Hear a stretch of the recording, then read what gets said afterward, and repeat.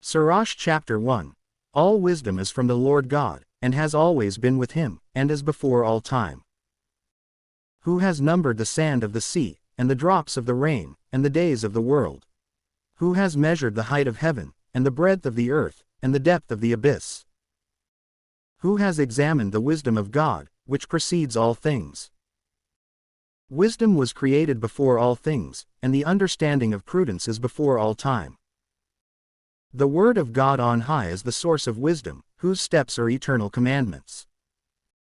To whom has the root of wisdom been revealed, and who has recognized her astuteness? To whom has the discipline of wisdom been revealed and made manifest? And who has understood the multiplicity of her steps? The Most High Omnipotent Creator is one, and He is the mighty King, and He is exceedingly to be feared, sitting upon His throne, and He is the sovereign God. He created wisdom through the Holy Spirit, and He saw her, and numbered her, and measured her. And He poured her over all His works, and over all flesh, to the extent of His favor, and He has offered her to those who love Him. The fear of the Lord is glory, and honor, and rejoicing, and a crown of exultation. The fear of the Lord will delight the heart, and will give joy and gladness and length of days. It will be well, in the very end, for him who fears the Lord, and on the day that he passes away, he will be blessed.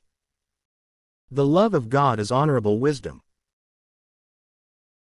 and those to whom she will appear for their consideration love her because of what they see and know of her great works. The fear of the Lord is the beginning of wisdom, and was created with the faithful in the womb, and walks with elect women, and is known by the just and the faithful. The fear of the Lord is the sanctity of knowledge. Sanctity will guard and justify the heart, and will bestow happiness and joy. It will be well with him who fears the Lord, and at the consummation of his days, he will be blessed. To fear God is the fullness of wisdom, and it is a fullness from its fruits. She will fill her entire house from her offspring, and storehouses from her treasures. The fear of the Lord is the crown of wisdom, the completion of peace, and the fruit of salvation. And the fear of the Lord has seen and numbered wisdom, but both are gifts of God. Wisdom will distribute knowledge and an understanding of prudence, and she lifts up the glory of those who hold to her. The root of wisdom is to fear the Lord, and its branches are long-lived. In the treasures of wisdom is understanding and the sanctity of knowledge. But to sinners, wisdom is an abomination. The fear of the Lord expels sin. For he who is without fear is not able to be justified. For the disposition of his spirit is his undoing. Those who are patient will suffer for a brief time, and afterwards, happiness will return. A noble mind will hide his words for a brief time, and then the lips of many will declare his understanding. Among the treasures of wisdom is the outward sign of discipline. But to those who sin, the worship of God is an abomination.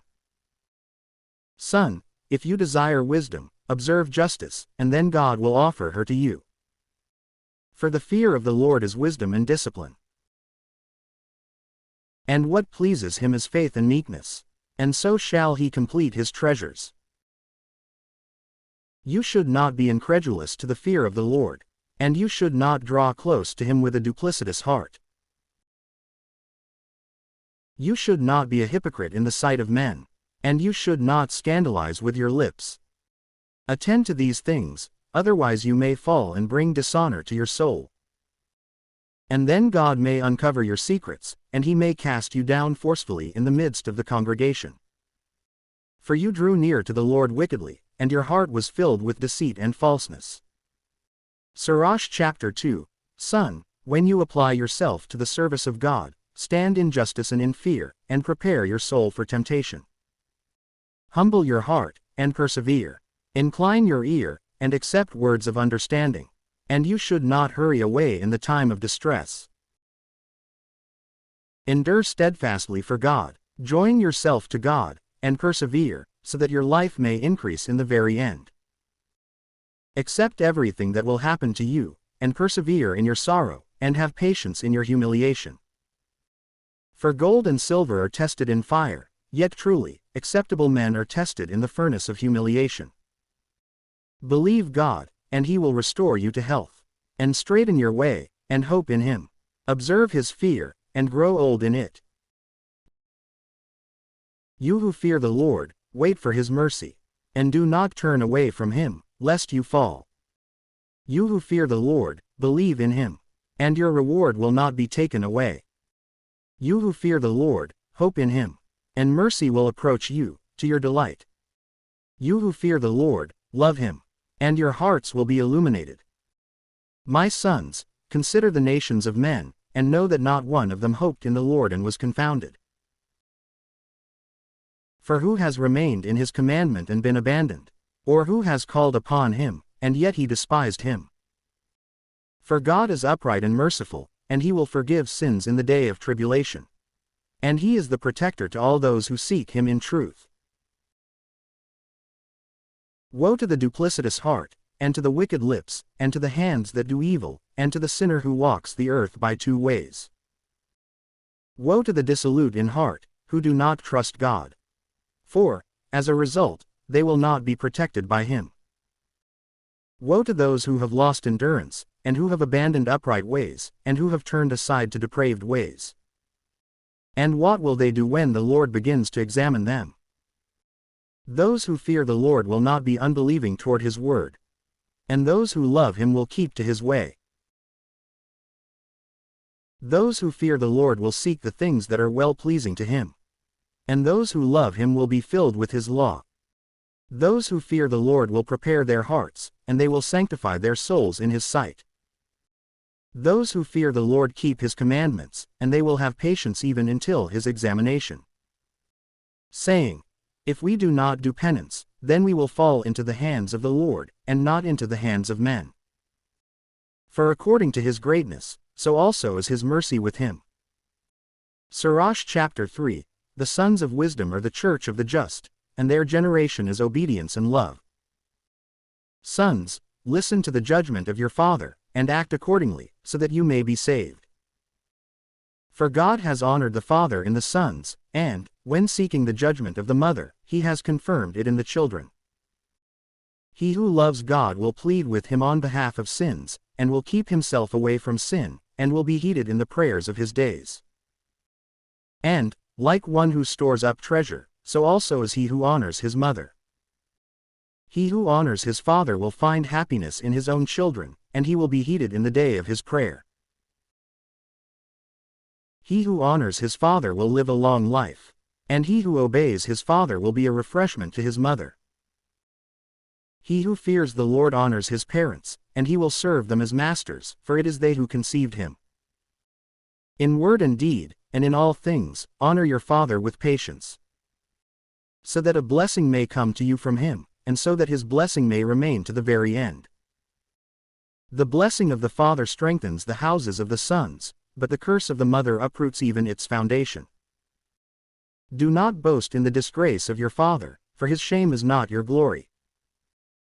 For the glory of a man is from the honor of his father, and a father without honor is a discredit to the son. Son, support your father in his old age, and do not grieve him in his life. And if his mind should fail, show kindness, and do not spurn him when you are in your strength. For almsgiving to the father will never be forgotten. For even in return for the sin of the mother, good will be repaid to you. And you will be built up in justice, and you will be remembered in the day of tribulation. And your sins will dissolve like ice in warm weather. What an evil form has he who forsakes his father, and whoever exasperates his mother is accursed by God. Son, perform your works in meekness, and you shall be loved beyond the glory of men. However great you may be, humble yourself in all things, and you will find grace in the presence of God. For only the power of God is great, and he is honored by the humble. You should not seek the things that are too high for you, and you should not examine the things that are beyond your ability. But as for the things that God has entrusted to you, consider these always. But you should not be curious in too many of his works. For it is not necessary for you to see with your own eyes the things that are hidden. In unnecessary matters, Do not choose to be an examiner of many different things, and you should not be curious about too many of his works. For many things have been revealed to you, beyond the understanding of men. Yet uncertainty in these things has also undermined many persons and has detained their minds in vanity. A hardened heart will have evil in the very end, and he who loves peril will perish in it. A heart advancing in two directions will not have success, and the depraved heart will be scandalized in this way. A wicked heart will be burdened with sorrows, and a sinner will add further sins. The synagogue of the arrogant will not be healed, for the stock of sinfulness will take root in them, and it will not be understood. The heart of the wise is understood by wisdom, and a good ear will listen to wisdom with all its desire. A wise and understanding heart will abstain from sins, and will have success in works of justice. Water extinguishes a burning fire, and almsgiving withstands sins. And God is the watchman for him who repays a kindness. He remembers him afterwards, and in the time of his fall, he will find a firm support. Sirach chapter 4. Son, you should not cheat the poor out of alms, nor should you avert your eyes from a poor man. You should not despise the hungry soul, and you should not aggravate a poor man in his need. You should not afflict the heart of the needy, and you should not delay an offer to someone in anguish. You should not make requests of one who is greatly troubled, and you should not avert your face from the indigent. You should not avert your eyes from the needy out of anger. And you should not abandon those who seek help from you, so that they speak curses behind your back. For the pleadings of him who speaks curses of you, in the bitterness of his soul, will be heeded. For the one who made him will heed him. Make yourself a friend to the congregation of the poor, and humble your soul before an elder, and humble your head before the great. Turn your ear without sadness toward the poor, and repay your debt, and respond to him peacefully in meekness. Free him who suffers injury at the hand of the arrogant, and do not carry animosity in your soul. In judging, be merciful to the orphan, like a father, and be merciful to their mother, like a husband. And then you shall be like an obedient son of the Most High, and he will take pity on you more than a mother would. Wisdom breathes life into her sons, and she lifts up those who are seeking her, and she will precede them in the way of justice. And he who loves her loves life, and those who watch for her shall embrace her delights. Those who hold to her will inherit life, and whatever place she enters, God will bless. Those who serve her will yield to what is holy, and God loves those who love wisdom. He who listens to her shall judge the nations, and he who gazes upon her will remain secure. If he believes in her, he will inherit her, and whatever arises from him will be confirmed. For she walks with him through temptation, and she chooses him from the beginning. She will lead fear and dread and trials over him, and she will crucify him with the tribulation of her doctrine, until she has tested him in his thoughts and she can trust in his soul. And then she will strengthen him, and lead him along a straight path, and rejoice in him.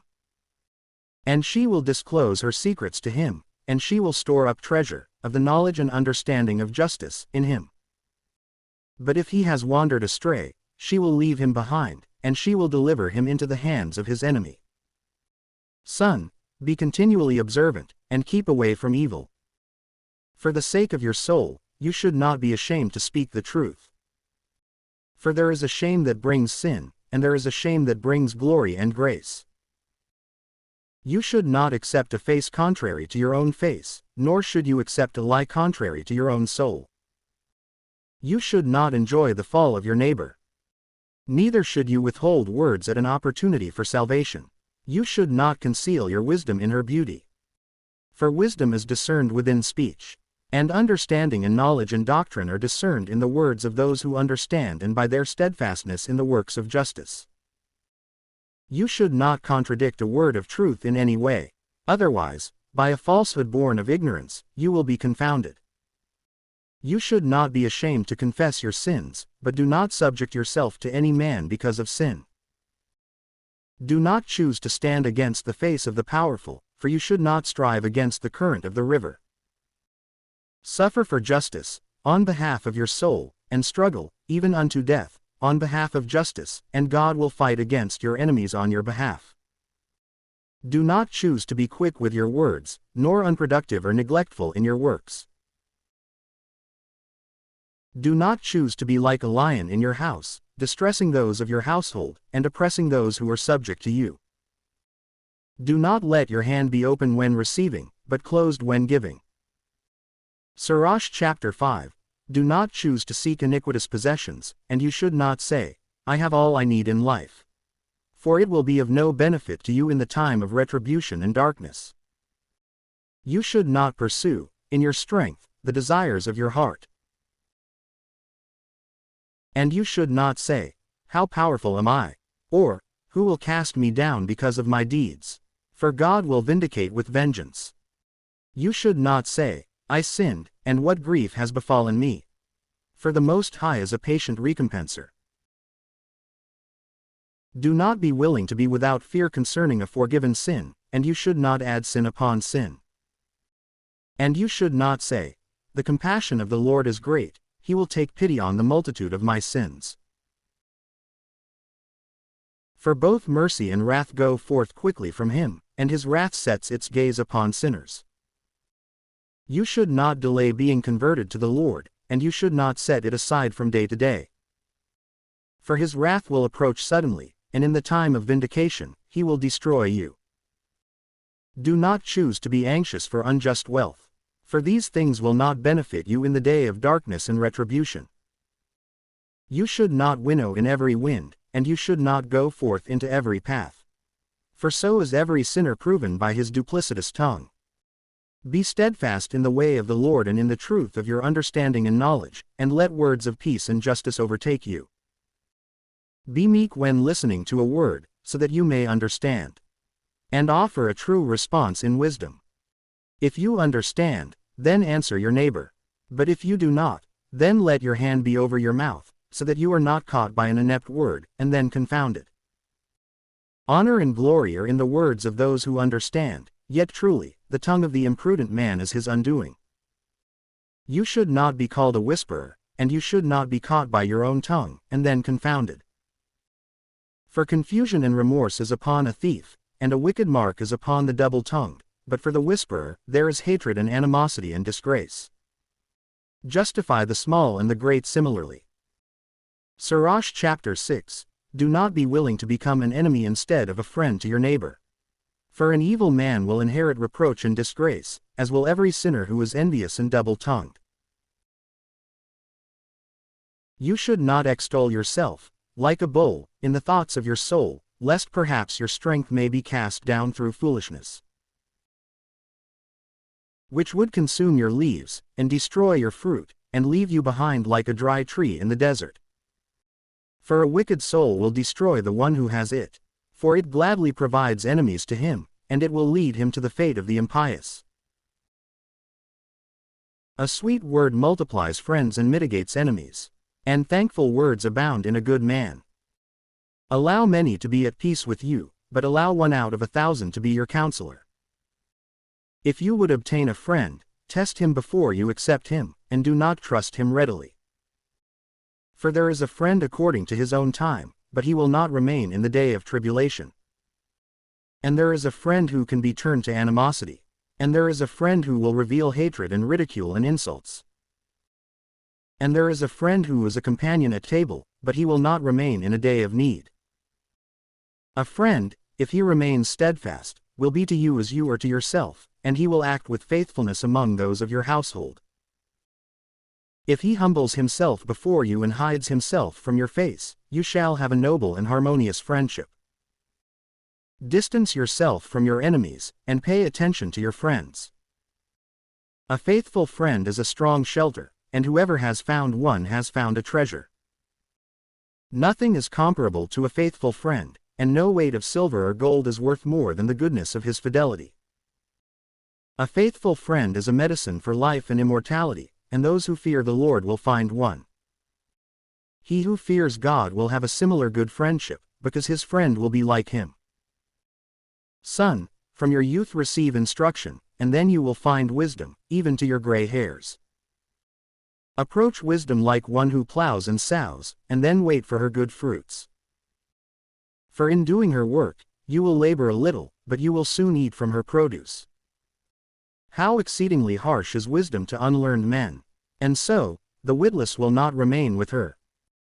She will be to them like a great stone of trial, and they will cast her away from them without delay. For the wisdom of doctrine is in accord with her name, and she is not manifest to many.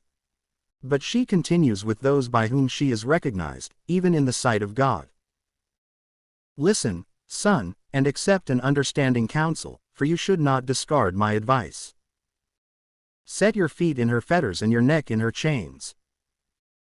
Incline your shoulder, and carry her, for you will not be grieved by her bindings. Approach her with all your soul, and serve her ways with all your strength. Examine her, and she will be revealed to you, and when you have obtained her, you should not abandon her. For, in the very end, you will find rest in her, and she will turn into your delight. Then her fetters will be a strong protection and a firm foundation for you, and her chains will be a robe of glory. For in her is the beauty of life, and her bindings are a healing bandage. You will be clothed with her as with a robe of glory, and you will set her upon your head like a crown of rejoicing. Son, if you heed me, you will learn. And if you adapt your mind, you will be wise. If you incline your ear, you will receive doctrine. And if you love to listen, you will be wise. Stand among the multitude of prudent elders, and join yourself to their wisdom from the heart, so that you may be able to hear every discourse about God, and so that the proverbs of praise may not flee from you. And if you see a man of understanding, stand watch for him, and let your feet wear down the steps of his doors.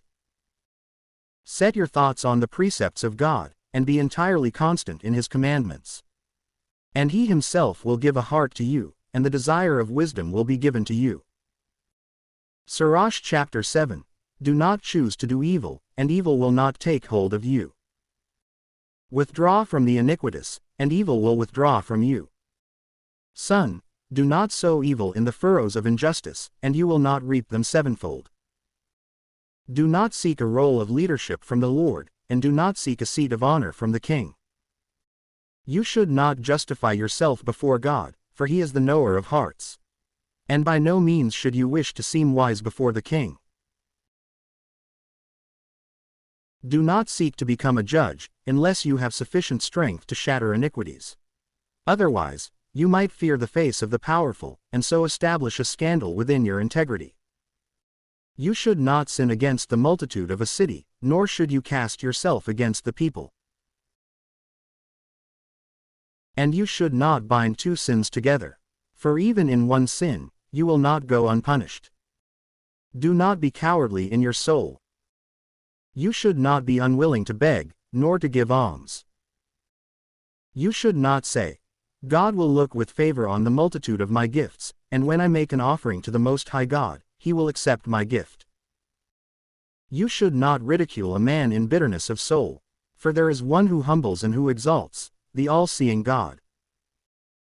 Do not love a lie against your brother, nor should you act the same toward your friend. Do not be willing to devise a lie of any kind, for the practice of lying is not good. Do not choose to be verbose among a multitude of elders, and you should not repeat the words of your prayers. You should not hate laborious works, nor the rustic life created by the Most High. You should not consider yourself to be among the multitude of the undisciplined.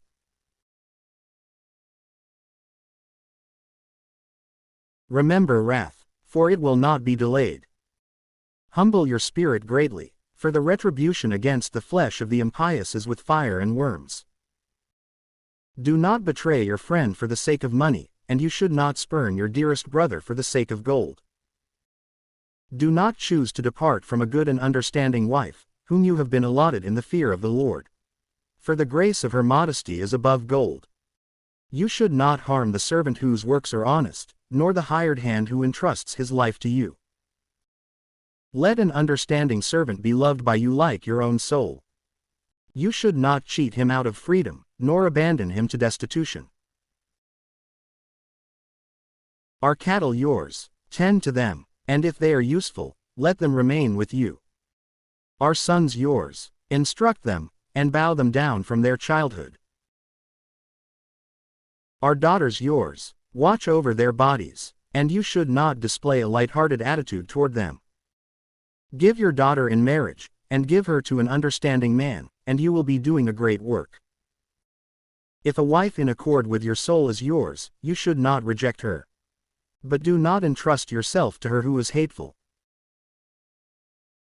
With your whole heart, honor your father, and you should not forget the complaints of your mother. Remember that you would not have been born except through them, and so, give back to them as they also have done for you. With all your soul, fear the Lord, and consider his priests to be holy. With all your strength, love him who made you, and you should not abandon his ministers. Honor God from your whole soul, and confer honor on the priests, and continue to purify yourself with your strength. Give them their portion, just as it has been commanded of you, from the first fruits and from the purifications. And for your ignorant offenses, purify yourself with a smaller offering.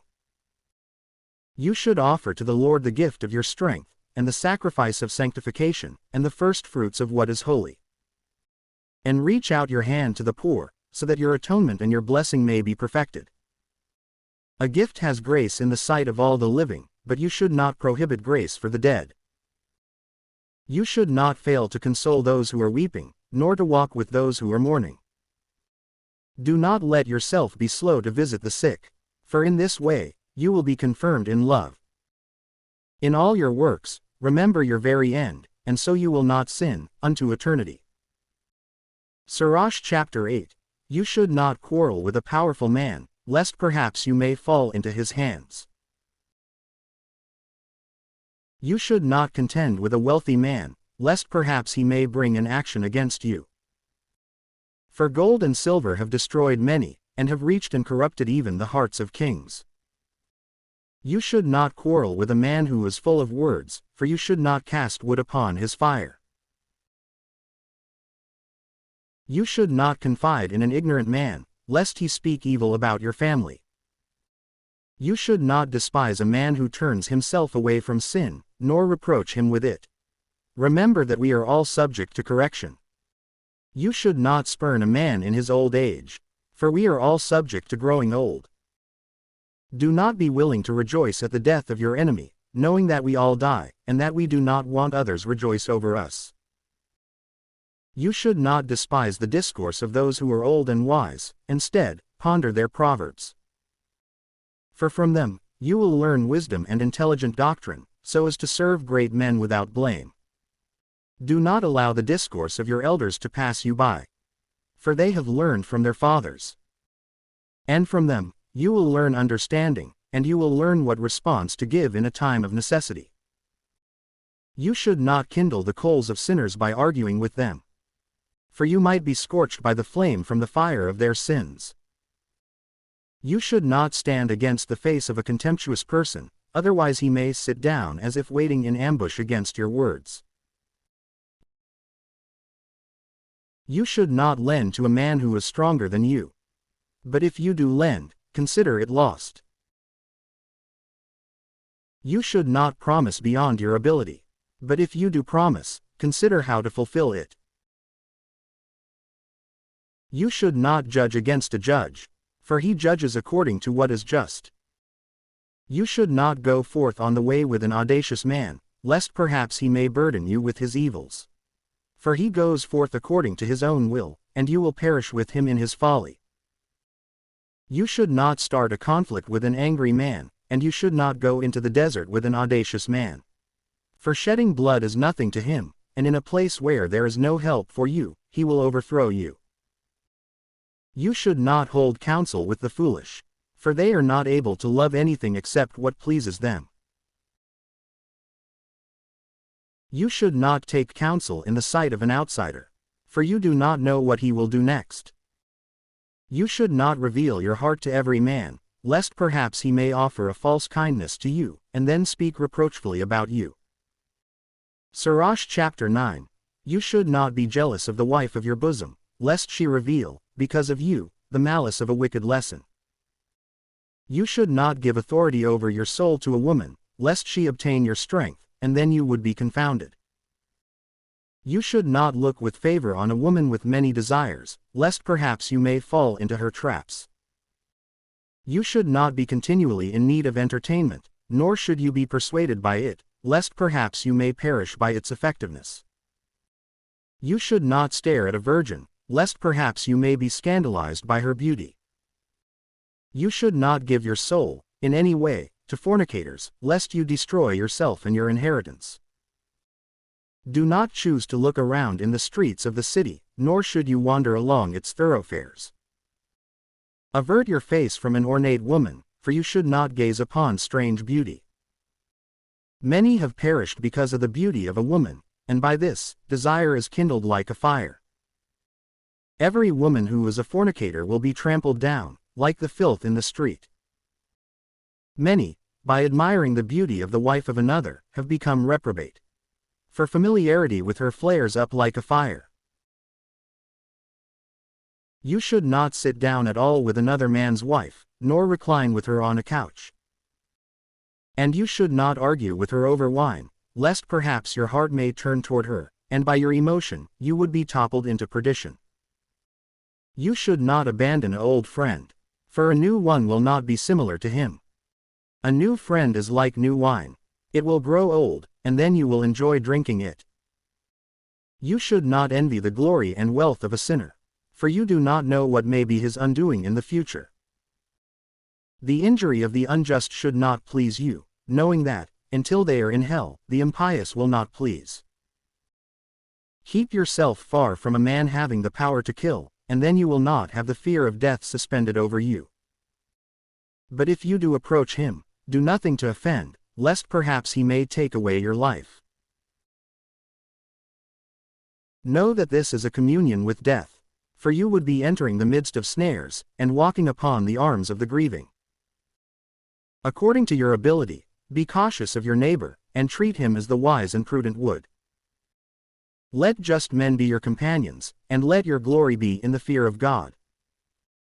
And let the thought of God be in your mind, and let all your discourse be on the precepts of the Most High. Works will be praised for the hands of the artists, and a leader of the people will be praised for the wisdom of his words, yet truly, the word of the elders will be praised for its understanding. A man full of words is a dread to his city, but one who speaks rashly will be hated for his word. Sirach chapter 10. A wise judge will judge his people, and the leadership of an understanding man will be steadfast. As the judge of the people is, so also are his assistants. And whatever kind of man the ruler of a city is, of such a kind also are those who live in it.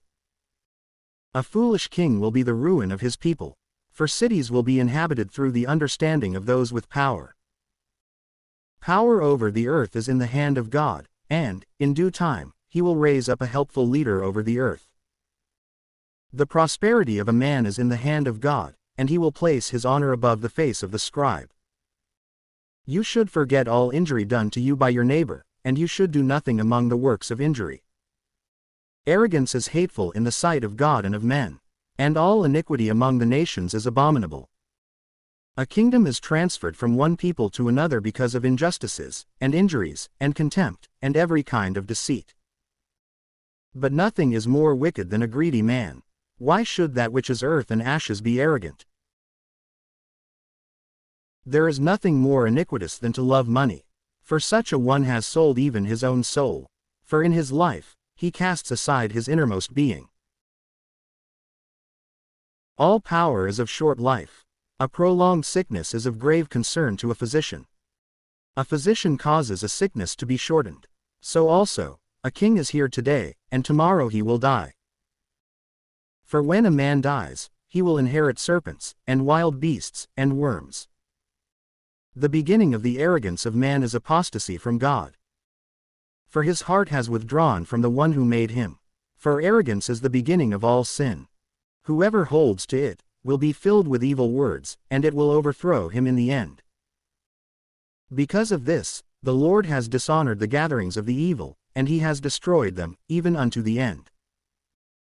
God has destroyed the seats of arrogant leaders, and he has caused the meek to be seated in their place. The roots of arrogant nations, God has dried up, and the humble among these nations, he has planted. The Lord has overthrown the lands of the Gentiles, and he has utterly destroyed them, even to their foundation. He has dried up some of them, and he has utterly destroyed them, and he has caused their memory to depart from the earth. God has abolished the memory of the arrogant, and he has left behind only the memory of those who are humble in mind. Arrogance was not created for men, nor was an angry temperament created for the gender of women. Those who fear God among the offspring of men will be honored. But those among the offspring who ignore the commandments of the Lord will be dishonored. In the midst of his brothers, a ruler has honor, and those who fear the Lord will have honor in his eyes. The fear of God is the glory of the wealthy, and of the honorable, and of the poor. Do not choose to despise a just man who is poor, and do not choose to magnify a sinful man who is rich.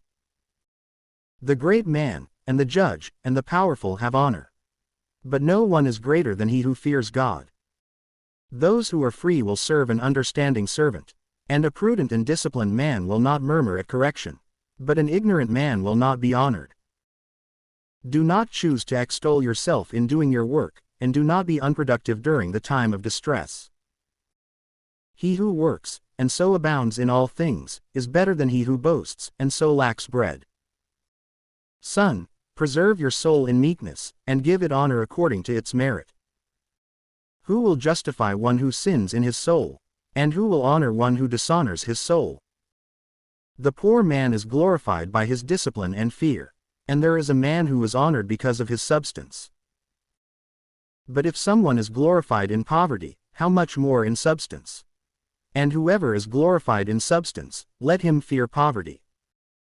Sirach chapter 11. The wisdom of one who is humble will exalt his head, and will cause him to sit down in the midst of great men. You should not praise a man for his beauty, and you should not despise a man for his appearances. The bee is small among flying things, but its fruit holds the summit of sweetness. You should not glory in clothing at any time, and you should not let yourself be extolled in the day of your honor. For the works of the Most High alone are wondrous, and glorious and hidden and unseen are his works. Many tyrants have sat upon a throne, and one whom no one would admire has worn a diadem. Many powerful men have been powerfully cast down, and the illustrious have been handed over into the hands of others. Before you inquire, you should not place blame on anyone, and when you have inquired, reprove justly. Before you listen, you should not respond a word, and you should not interrupt in the middle of a discourse. You should not contend in a matter which does not concern you, and you should not sit in judgment together with sinners. Son, you should not be involved in many matters. And if you become rich, you will not be free from transgression. For if you pursue, you will not apprehend, and if you run ahead, you will not escape. There is an impious man who labors and hurries and grieves, but all the more will he be without abundance. There is a debilitated man in need of recovery, who is lacking in strength and abundant in poverty. Yet the eye of God has looked with favor upon him for his benefit, and he has lifted him up from his humiliation, and he has exalted his head. And many have wondered at him, and they have honored God. Good things and misfortune, life and death, poverty and wealth, are from God. Wisdom, and discipline, and knowledge of the law are with God. Love and the ways of good things are with him. Error and darkness have been created by sinners, and those who exult in evil, grow old in evil. The gift of God remains with the just man, and his advancement will have success unto eternity. There is one who is enriched by spending sparingly, and this is the extent of his reward. About this, he says, I have found rest for myself, and now I alone will eat from my goods. But he does not know how much time will pass before death approaches, and then he must leave everything behind to others and die. Stand fast in your covenant, and become familiar with it, and grow old in the work of your commandments.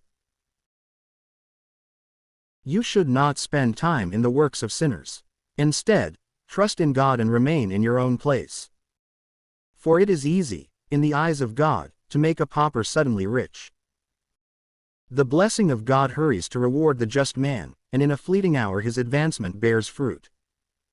You should not say, "What do I need?" or, "What good will there be for me in this?" You should not say, "I have enough for myself," or, "What could be worse than this?" In a day of good things, you should not be forgetful of misfortunes. And in a day of misfortunes, you should not be forgetful of good things.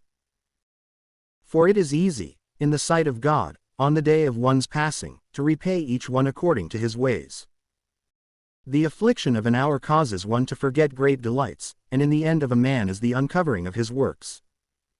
You should not praise any man before death, for a man is known by his children.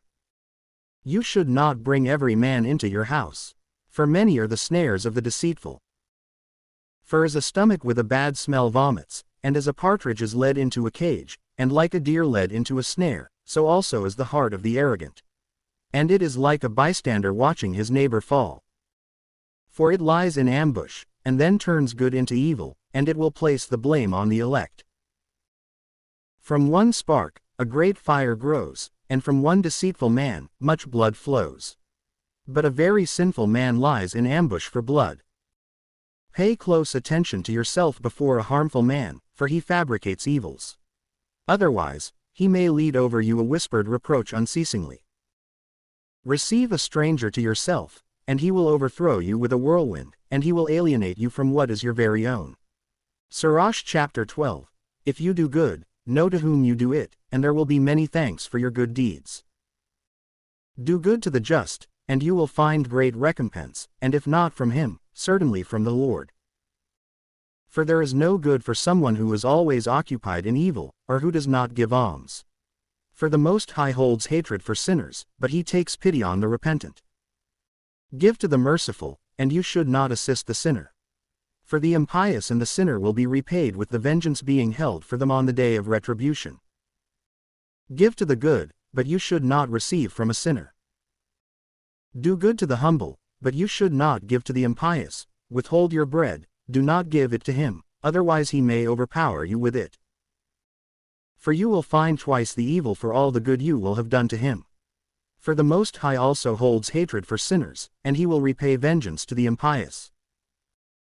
A friend will not be known in good times, and an enemy will not be hidden in adversity. By the good fortune of a man, his enemies are grieved, and by his misfortune, a friend is revealed. You should never trust your enemy, for his wickedness rusts like a brass pot. And if he humbles himself and goes about bowed down, increase your alertness and guard yourself from him. You should not sit down anywhere near him, nor should you allow him to sit at your right hand, lest perhaps he may turn toward your place, and seek your seat, and then, in the very end, you would understand my words and be stung by my sermon. Who will take pity on an enchanter struck by a serpent, or on someone who draws near to wild beasts? And so it is with one who keeps company with an iniquitous man and is involved in his sins. For 1 hour, he will abide with you, but if you begin to turn aside, he will not permit it. An enemy speaks sweetly with his lips, but in his heart, he waits in ambush, so that he may throw you into a pit. An enemy has tears in his eyes, but if he finds an opportunity, he will not be satisfied with blood. And if misfortunes happen upon you, you will find him there first. An enemy has tears in his eyes, but while pretending to help you, he will dig under your feet. He will shake his head, and clap his hands, and whisper much, and change his expression. Sirach chapter 13. Whoever touches pitch will be contaminated by it. And whoever associates with the arrogant will be clothed by arrogance. Whoever associates with those more honorable than himself sets a burden on himself.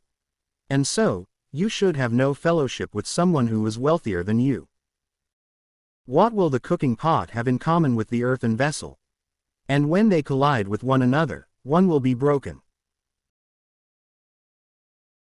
The rich man has suffered no injustice, and yet he fumes. But the poor man, though he has been wounded, will remain silent. If you are generous, he will take you up, and when you have nothing, he will cast you aside. If you possess, he will feast with you, and he will empty you, and he will not grieve over you. If he has need of you, he will deceive you, and while smiling, he will give you hope. He will converse with you pleasantly, and he will say, "What is it that you need?" And he will impress you with his foods, until he has drained you 2 or 3 times, and in the very end, he will ridicule you. And afterward, when he sees you, he will abandon you, and he will shake his head at you. Humble yourself before God, and wait for his hands. Be careful, otherwise, having been seduced into foolishness, you will be humiliated. Do not choose to be low in your wisdom, otherwise, having been brought low, you will be seduced into foolishness. If you are invited by someone who is more powerful than you, you should decline. Otherwise, he will invite you all the more. You cannot be rude to him, lest you be pushed away. And you cannot stray far from him, lest you be forgotten. You cannot hold a discussion with him as with an equal. You should not trust his many words.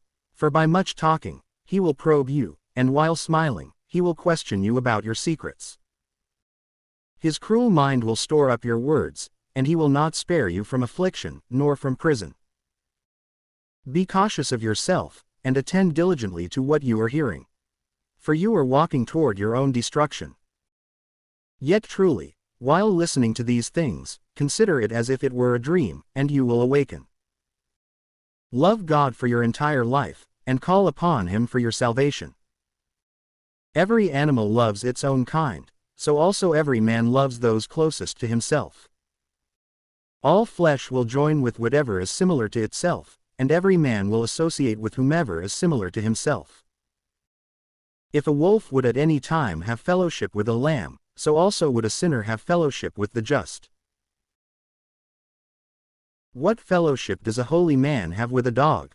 Or what portion do the wealthy have with the poor? In the desert, the wild donkey is the prey of the lion. So also are the poor the pasture of the rich. And just as humility is an abomination to the arrogant, so also does the rich man abhor the poor man. When a wealthy man has been shaken, he is strengthened by his friends. But when a lowly man has fallen, he is expelled even by those who know him well. When a rich man has been deceived, many will help him recover. He has spoken arrogantly, and yet they justify him. When a poor man has been deceived, in addition he is rebuked. He has spoken with understanding, and no place is given to him. The rich man has spoken, and all remain silent, and they repeat his words, even to the clouds. The poor man has spoken, and they say, "Who is this?" And if he stumbles, they will overthrow him. Substance is good for him who has no sin on his conscience. And poverty is called very wicked by the mouth of the impious. The heart of a man changes his face, either for better or for worse. You will find, with difficulty and much labor, the sign of a good heart and a good face. Sirach chapter 14. Blessed is the man who has not slipped because of a word from his mouth, and who has not been stung by grief because of an offense. Happy is he who does not have sadness in his mind, and who has not fallen away from his hope. Substance is senseless for a greedy and stingy man. And what would a spiteful man do with gold? Whoever acquires unjustly, according to his own mind, gathers for others. For another will spend his goods lavishly. Whoever is wicked to himself, to whom will he be good? For he will not take enjoyment in his own goods. Whoever has ill will toward himself, nothing is more worthless than he is. But such is the reward of his wickedness. And if he does good, he does it ignorantly and unwillingly. And in the very end, he realizes his own malice. The eye of the spiteful man is wicked, and he averts his face and despises his own soul. The eye of the greedy man is insatiable in his portion of iniquity. He will not be satisfied until he has consumed his own soul, withering it away. An evil eye is directed at evil things. And he will not be satisfied by bread. Instead, he will be needy and grieving at his own table. Son, if you have anything, do good to yourself, and offer worthy oblations to God. Remember that death has not been delayed, and that the covenant of the grave has been revealed to you. For the covenant of this world will pass away in death. Do good to your friend before you die, and according to your ability, extend your hand and give to the poor. Do not cheat yourself out of a good day, and do not let the smallest good gift pass you by. Should you not leave it to others to divide your sorrows and labors by lot? Give, and receive, and justify your soul. Before your passing, accomplish justice. For in death, there is no food to be found. All flesh grows old like the grass, and like the foliage that springs forth from a green tree. Some spring up, and others fall away. Such is the generation of flesh and blood. One is finished, and another is born. Every corruptible work will fail in the end, and its worker will go with it. But every excellent work will be justified, and whoever worked it will be honored by it. Blessed is the man who will abide in wisdom, and who will meditate on her righteousness, and who, in his mind, will consider the circumspection of God. He considers her ways in his heart, and he finds understanding in her secrets. He goes after her like an investigator, and he is constant in her ways. He gazes through her windows, and he listens at her door. He rests next to her house, and, fastening a peg in her walls, he sets up his cottage by her hands. And so, good things will find rest in his cottage as time passes. He will station his sons under her covering, and he will abide under her branches. He will be protected by her covering from the heat, and he will rest in her glory. Sirach chapter 15, Whoever fears God will do good, and whoever holds to justice will obtain it. And like an honorable mother, she will meet him, and like a virgin bride, she will receive him. She will feed him with the bread of life and understanding, and she give him to drink from the water of salvific wisdom. And she will be confirmed in him, and he will not waver. And she will hold to him, and he will not be confounded. And she will exalt him, along with those closest to him. And in the midst of the church, she will open his mouth, and she will fill him with the spirit of wisdom and understanding, and she will clothe him with a robe of glory. She will store up in him a treasure of rejoicing and exultation, and she will cause him to inherit an everlasting name.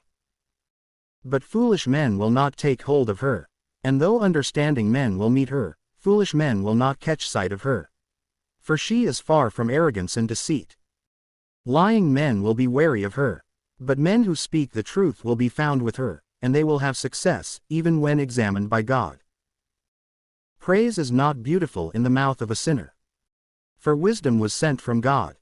And praise will stand before the wisdom of God, and praise will abound in the mouths of the faithful, and the sovereign Lord will give praise to wisdom. You should not say, "It is because of God that wisdom is absent." For you should not do what he detests. You should not say, "He has led me astray," for the impious are of no use to him. The Lord hates all abominable error, and those who fear him will not love such things. God established man from the beginning, and he left him in the hand of his own counsel. He added his commandments and precepts. If you choose to keep the commandments, and if, having chosen them, you fulfill them with perpetual fidelity, they will preserve you. He has set water and fire before you.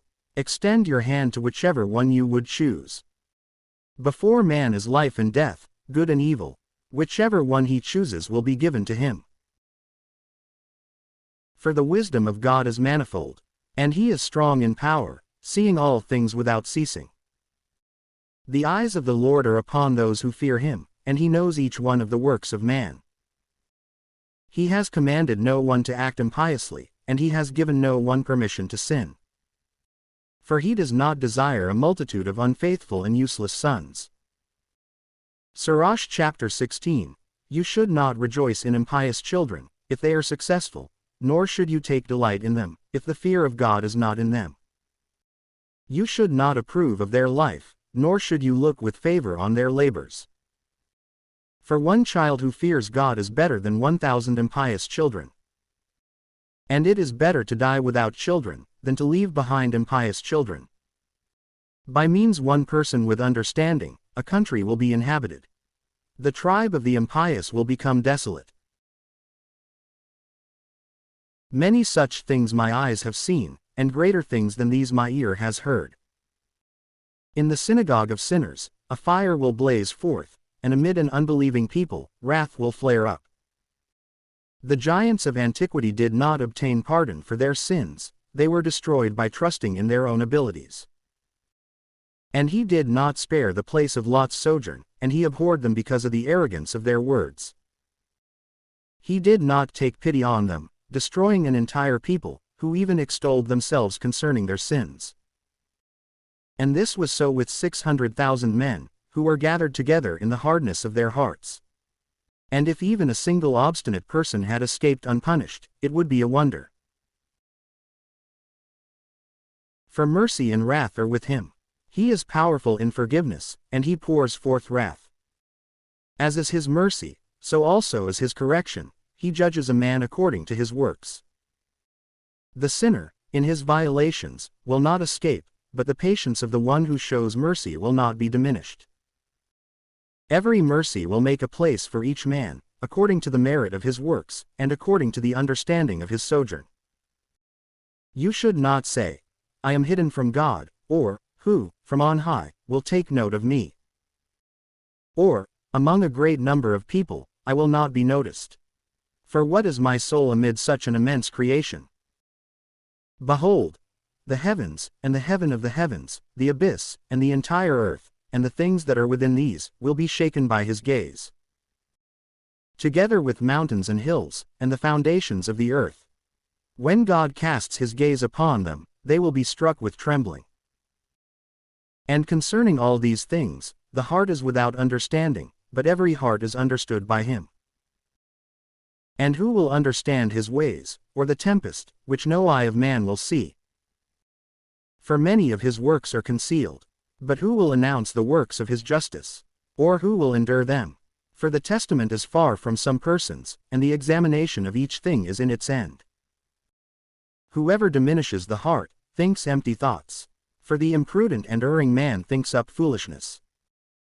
Listen to me, son, and learn the discipline of understanding, and attend to my words in your heart. And I will speak with equity about discipline, and I will strive to announce wisdom.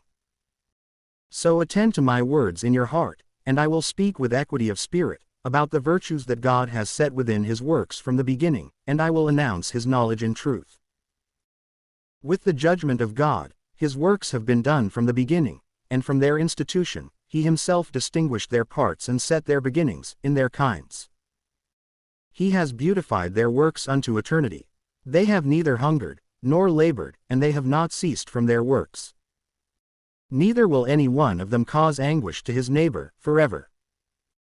You should not be incredulous at his word. Afterward, God looked with favor upon the earth, and he filled it with his goodness. The soul of every living thing brought word from before his face, and their return again is to him. Sirach chapter 17. God created man from the earth, and he made him according to his own image. And he returned him again to it, and he clothed him with virtue according to himself. He gave him the number and time of his days, and he gave him authority over all the things that are upon the earth. He placed the fear of him over all flesh, and he had dominion over wild beasts and flying things. He created from him a helper, similar to himself. He gave them counsel, and language, and sight, and hearing, and a heart, in order to think. And he filled them with the discipline of understanding. He created within them the knowledge of the Spirit. He filled their heart with understanding, and he showed them both good and evil. He set his eye upon their hearts, to reveal to them the greatness of his works, so that they might highly praise the name of sanctification, and give glory to his wonders, so that they might declare the greatness of his works. In addition, he gave them discipline and the law of life, as their inheritance. He established an eternal covenant with them, and he revealed to them his justice and judgments. And there I saw the greatness of his honor, and their ears heard the honor of his voice, and he said to them, Beware of all iniquity. And he commanded each one concerning his neighbor. Their ways are always in his sight, they are not hidden from his eyes. Over each and every people, he has appointed a ruler. And Israel was made to be the manifest portion of God. And in the sight of God, all their works are like the sun. And his eyes, without ceasing, inspect their ways. The covenants are not hidden by their iniquity, and all their iniquities are in the sight of God. The almsgiving of a man is like a seal upon him, which will guard the grace of a man like the pupil of an eye. And afterward, it will rise up and repay them their reward, each one upon his head, and it will return to the hidden places of the earth. Now, to the repentant, he has given the way of justice, and he has strengthened those lacking in patience, and he has fastened them to a destiny of truth. Convert to the Lord, and relinquish your sins. Make supplication before the face of the Lord, and diminish your offenses. Return to the Lord, and turn away from your injustice, and have immense hatred for abomination. And acknowledge the justices and judgments of God, and stand firm in the circumstances set before you and in prayer to the Most High God. Go to the side of the holy generation, to those who live in order to give praise to God. You should not linger in the error of the impious, confess before death. Confession perishes from the dead as if it were nothing. Confess while living. You should give thanks while you are still alive and healthy. And you should praise God and glory in his compassion. How great is the mercy of the Lord, and his forgiveness, for those who convert to him. For not all things can be in men, because the Son of Man is not immortal, and because they are pleased by the emptiness of malice. What is brighter than the sun?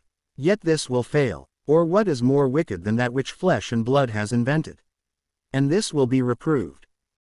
He beholds the power of the heights of heaven, and all men are earth and ashes. Sirach chapter 18, the one who dwells in eternity created all things together. God alone will be justified, and he remains an invincible king for eternity. Who is able to declare his works? For who can examine his greatness? And who will announce the power of his magnitude? Or who would be able to describe his mercy?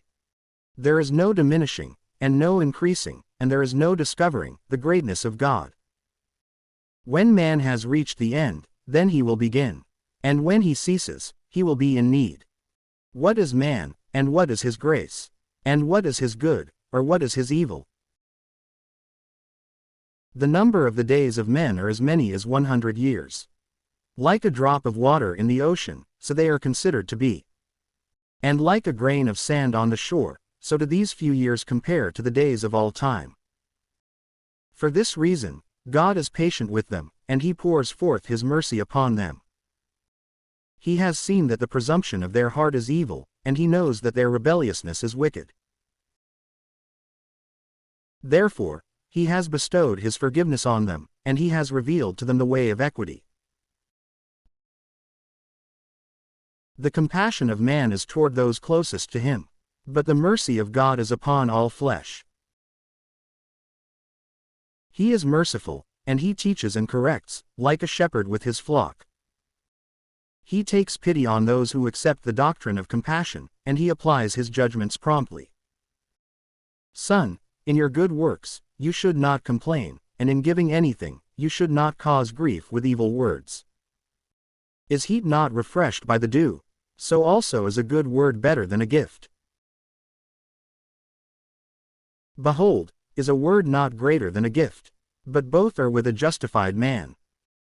The foolish place blame sharply, and a gift from the undisciplined causes the eyes to fail. Before you judge, put justice in order within yourself, and before you speak, learn. Before you become sick, obtain medicine, and before you judge, examine yourself, and then you will find forgiveness in the sight of God. Before you become weak, humble yourself, and in a time of infirmity, show your way of life. Let nothing impede you from praying always, and then you will not dread to be justified, even unto death. For the reward of God dwells in eternity. Before you pray, prepare your soul. And do not choose to be like a man who tempts God. Remember the wrath that will be on the day of consummation, and remember the time of retribution, when he will turn away his face. Remember poverty in a time of abundance, and remember the deficiency of poverty in a day of riches. From morning until evening, the time will be changed, and all these are swift in the eyes of God. A wise man will be cautious in all things, and during a time of many offenses, he will be attentive against inaction. Anyone who is astute recognizes wisdom, and he will acknowledge anyone who finds it. Those who show understanding with words also have acted wisely themselves, and they have understood truth and justice, and they have fulfilled proverbs and judgments. You should not go after your desires, instead, turn away from your own will. If you offer your desires to your soul, this will cause you to become a joy to your enemies. Take no delight in disorderly gatherings, whether large or small, for their commission of offenses is unceasing. You should not be reduced by the contention of borrowing, even if there is nothing in your purse. For you would be contending against your own life. Sirach chapter 19, an inebriated worker will not be wealthy, and whoever despises littleness will fall a little at a time. Wine and women cause wise men to fall away, and then they will complain against those who understand. And whoever joins himself to fornicators will become wicked. Decay and worms will inherit him, and he will be denounced as the greater example, and his soul will be deducted from the number. Whoever is quick to believe has a trivial heart and will be diminished. And whoever offends against his own soul will have even less. Whoever rejoices in iniquity will be condemned, and whoever hates correction will have less in life. But whoever hates excessive talk extinguishes evil. Whoever sins against his own soul will be punished, and whoever rejoices in malice will be condemned. You should not repeat a wicked and harsh word, and then you will not be diminished. Do not reveal your mind to friend or foe. And if there is a sin within you, do not disclose it. For he will listen to you and watch you, and while pretending to defend your sin, he will despise you, and so he will be whenever he is with you. Have you heard a word against your neighbor? Let it die within you, trusting that it will not burst forth from you. Before the face of a word, a foolish man labors, like a woman groaning as she gives birth to a child. Like an arrow fixed in the flesh of the thigh, so is a word in the heart of a foolish man. Correct a friend, though perhaps there was a misunderstanding, and he may say, I did not do it. Or, if he did do it, correct him, so that he may not do it again. Correct your neighbor, for perhaps he did not say it. But if he did say it, correct him, so that he may not say it again. Correct your friend, for often a fault has been committed. And do not believe every word. There is one who slips with his word, but not with his heart. For who is there who has not offended with his words? Correct your neighbor before you reprimand him. And make a place for the fear of the Most High. For all wisdom is fear of God, and it is wise to fear God, and in all wisdom is the orderly disposition of the law. But the discipline of wickedness is not wisdom, and there is no prudence in the thoughts of sinners. There is a wickedness, and in it there is abomination. And there is a foolish man who has been diminished in wisdom. Better is a man who has been diminished in wisdom because his mind is failing, but with the fear of God, than he who abounds in intelligence, but with transgression against the law of the Most High. There is a certain cleverness, and it is unjust. And there is one who utters a careful word, explaining away the truth. There is one who humbles himself wickedly, for his interior is filled with deceit. And there is one who lowers himself excessively with a great debasement. And there is one who inclines his face downward, and pretends as if he did not see what has not been made known. And if he is prevented from sinning by a lack of ability, and then finds an opportunity for evildoing, he will do evil. A man is recognized by his appearances. But when you meet an understanding man, he is recognized by his face. The clothing of the body, and the laughter of the teeth, and the walk of a man, give a report about him. There is a lying correction in the anger of a contemptuous man. And there is a judgment which does not prove to be good. But there is one who is silent, and the same is prudent. Sirach chapter 20.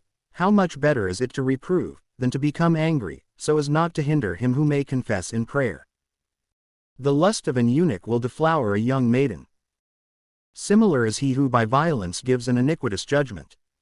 How good it is, when you are corrected, to show contrition. For in this way, you will escape deliberate sin. There is one who, by remaining silent, is found to be wise. And there is another who is hateful and who provokes by speaking out. There is one who, not having the understanding to speak, remains silent. And there is another who remains silent, knowing the proper time. A wise man will remain silent until the proper time, but an unrestrained and imprudent person will not heed the times.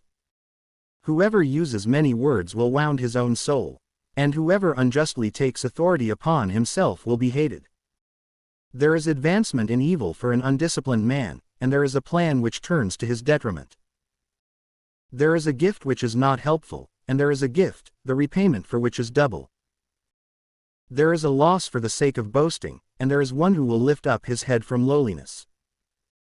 There is one who buys much for a small price, and who pays it back sevenfold. Anyone wise in words makes himself loved, but the graces of the foolish will be poured away. A gift from the unwise will not benefit you, for his gaze is divided, sevenfold. He will give little, and reproach much, and the opening of his mouth is like a burning flame. There is one who lends today and demands repayment tomorrow. A man such as this is hateful. A foolish man will not have a friend, and there will be no thanks for his good deeds. For those who eat his bread have a false tongue.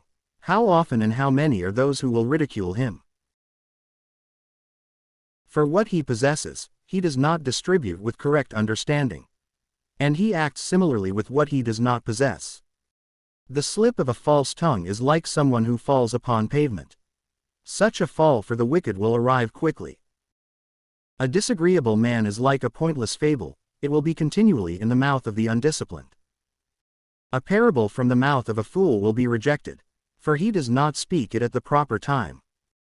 There is one who is prevented from sinning by poverty, and in his rest, he will be vexed. There is one who will lose his own soul because of pretense, and he will lose it by an example of imprudence. For by seeking the approval of another, he will destroy himself. There is one who, for the sake of what others think, makes a promise to a friend, and so he gains him as an enemy for no reason. A lie is a wicked disgrace to a man, and yet lies will be continually in the mouths of those without discipline. A thief is better than a man who constantly lies, but both of them will inherit perdition. The habits of lying men are without honor, and their shame is with them without ceasing. A wise man will benefit himself by his own words, and a prudent man will please the powerful. Whoever works his land will raise high a stockpile of grain, and whoever works justice will himself be raised high. Yet truly, whoever pleases the powerful will escape unfair treatment. Presents and gifts blind the eyes of judges, and silence their mouths, turning them aside from their task of correction. Wisdom hidden, and treasure unseen, of what use is either of these? He who hides his foolishness is better than a man who conceals his wisdom.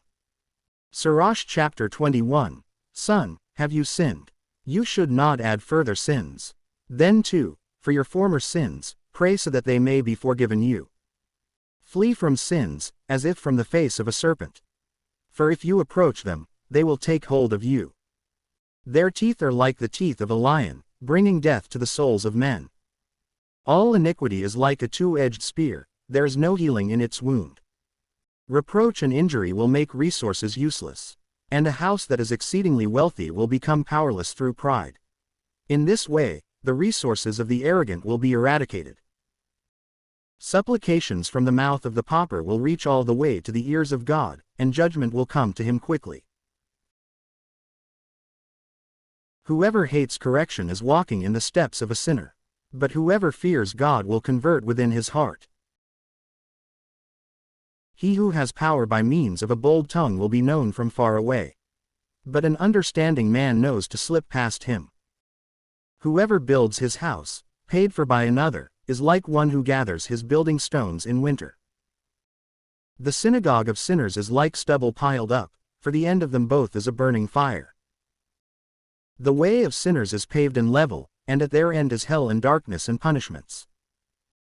Whoever observes justice will obtain an understanding of it. The consummation of the fear of God is wisdom and understanding. One who is not wise in goodness will not accept instruction. Now there is a wisdom which abounds in evil, but there is no understanding where there is bitterness. The knowledge of the wise will increase like a flood, and his counsel will continue like a fountain of life. The heart of the foolish is like a broken vessel, for it will not hold any wisdom. A knowledgeable man will praise any wise word he hears, and he will apply it to himself. The self-indulgent man has heard it, and it displeases him, and so he casts it behind his back. The talk of the foolish is like a burden on a journey. But in the lips of the understanding, grace will be found. The mouth of the prudent is sought in the church, and they will consider his words in their hearts. Like a house which has been demolished, so is wisdom to the foolish. And the knowledge of the unwise is like meaningless words. Doctrine to the senseless is like fetters on the feet, and like chains on the right hand. A foolish man lifts up his voice in laughter, but a wise man will not even laugh quietly to himself. Doctrine is to the prudent like a gold ornament, and like an armband on the right arm. The feet of the foolish step easily into his neighbor's house. But an experienced man will be apprehensive in the presence of the powerful. A senseless man will gaze through a window into the house, but a man who has been well taught will stand outside. It is foolish for a man to listen through the door, and a prudent man will be grieved at this disgrace.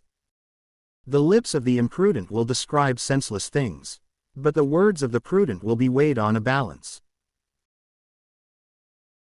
The hearts of the foolish are in their mouths, but the mouths of the wise are with their hearts. Whenever the impious curse the devil, they curse their own soul. Those who whisper accusations defile their own souls, and they will be hated by all. And whoever abides with them will be hateful. The silent and understanding man will be honored. Sirach chapter 22, the lazy man is pelted with a dirty stone, and all will speak about his rejection. The lazy man is pelted with the dung of oxen, and all who touch him will brush off their hands. An undisciplined son is the shame of his father, but an undisciplined daughter will be to his degradation. A prudent daughter brings an inheritance to her husband, but she who causes shame will be a disgrace to him who conceived her. She who is bold shames her father and her husband, and she will not be less offensive to the impious. For she will be held in dishonor by both. An untimely explanation is like music in a time of mourning, but the sharp correction and doctrine of wisdom are ever timely. Whoever teaches the foolish is like someone who glues together a broken pot. Whoever explains a word to one who is not listening is like someone who suddenly awakens a sleeping person from a deep sleep. Whoever explains wisdom to the senseless is like one speaking to a sleeping person. And at the end of the explanation, he says, "Who is this?" Weep over the dead, for his light has failed. And weep over the foolish, for his understanding has failed. Weep only a little over the dead, for he is at rest. But the wicked life of a wicked fool is worse than death. The mourning for the dead is 7 days, but for the foolish and the impious, it is all the days of their life. You should not talk at length with the foolish, and you should not go with the senseless. Keep yourself from him, so that you may not have problems, and so that you will not be polluted by his sin. Turn away from him, and you will find rest, and you will not be discouraged by his foolishness. What is heavier than lead? And what else can he be called but foolish? Sand, and salt, and an iron weight are each easier to bear than an imprudent man, who is both foolish and impious. A bundle of wood strapped together in the foundation of a building will not be loosened. And similar is the heart that has been strengthened by thoughtful counsel. The thoughts of one who is understanding will not be corrupted by fear in any situation. Just as chaff in a high place, or a wall made of mortar without stones set within, will not continue against the face of the wind, so also a timid heart, and the thoughts of the senseless, will not withstand the forcefulness of fear. Despite a cowardly heart, the thoughts of the foolish will not fear any situation, yet neither will one who continues always in the precepts of God. He who jabs an eye produces tears, and he who jabs the heart produces understanding. He who throws a stone at birds will drive them away, so also, he who accuses his friend dissolves the friendship. But if you have drawn a sword against a friend, you should not despair, for there may be a way back. If you have opened a harsh mouth against a friend, you should not fear, for there may be a reconciliation. However, if there are accusations, or abuse, or arrogance, or the revealing of secrets, or a wound from deceitfulness, in all these cases, a friend will flee away. Hold to faithfulness with a friend in his poverty, so that you may also rejoice in his prosperity. In the time of his tribulation, remain faithful to him, so that you may also be an heir with him in his inheritance. Just as the steam from an oven, or the smoke from a fire, rises up before a flame, so also do curses and insults and threats rise up before bloodshed. I shall not be ashamed to greet a friend, nor shall I hide myself from his face. And if misfortunes befall me because of him, I will endure. Anyone who hears of this will be wary around him. Who will provide a keeper for my mouth, and a reliable seal over my lips, so that I may not fall because of them, and so that my tongue does not destroy me? Sirach chapter 23. Lord, Father and ruler of my life, may you not abandon me to their counsel, nor permit me to fall by them. They would impose scourges over my thoughts and over the discipline of wisdom in my heart. And they would not spare me from their ignorances, nor would they allow their own offenses to become apparent. And they intend that my ignorances would increase, and my offenses be multiplied, and my sins abound. And so I would fall in the sight of my adversaries, and be rejoiced over by my enemy. Lord, Father and God of my life, may you not abandon me to their plans. Do not leave me with the haughtiness of my eyes, and avert all desire from me. Take the desire of the body from me, and do not allow sexual desire to take hold of me, and do not permit an irreverent and senseless mind within me. O sons, listen to the doctrine of my mouth. For those who observe it will not perish by the lips, nor be scandalized into wicked works. A sinner is held by his own emptiness. And the arrogant and those who speak evil will be scandalized by these things. Do not allow your mouth to become accustomed to swearing oaths, for in this, there are many pitfalls. Truly, do not allow the naming of God to be continually in your mouth, and do not treat as if common the names of the holy ones. For you will not escape punishment by them. Just as a servant, continually interrogated, will not be without a bruise, so everyone who swears oaths and takes God's name will not be entirely free from sin. A man who swears many oaths will be filled with iniquity, and scourges will not depart from his house. And if he fails to fulfill it, his offense will be over him, and if he pretends he fulfilled it, he offends doubly. And if he swears an oath insincerely, he will not be justified. For his house will be filled with retribution for him. There is yet another kind of talk which faces death, let it not be found in the inheritance of Jacob. For all these things will be taken away from the merciful, and they shall not wallow in offenses. Do not allow your mouth to become accustomed to undisciplined speech, for in this, there is the sin of words. When you sit in the midst of great men, remember your father and mother. Otherwise, God may forget you, when you are in their sight, and then you would be repeatedly ridiculed and would suffer disgrace, and you might wish that you had never been born, and you might curse the day of your nativity. The man who is accustomed to disgraceful words will not accept instruction, all the days of his life. Two kinds of persons abound in sins, and a third adds wrath and perdition. A desirous soul is like a burning fire, it will not be quenched, until it devours something. And a man who is wicked in the desires of his flesh will not desist until he has kindled a fire. To a man of fornication, all bread is sweet, he will not tire of transgression, to the very end. Every man who transgresses his own bed has contempt for his own soul. And so he says, who can see me?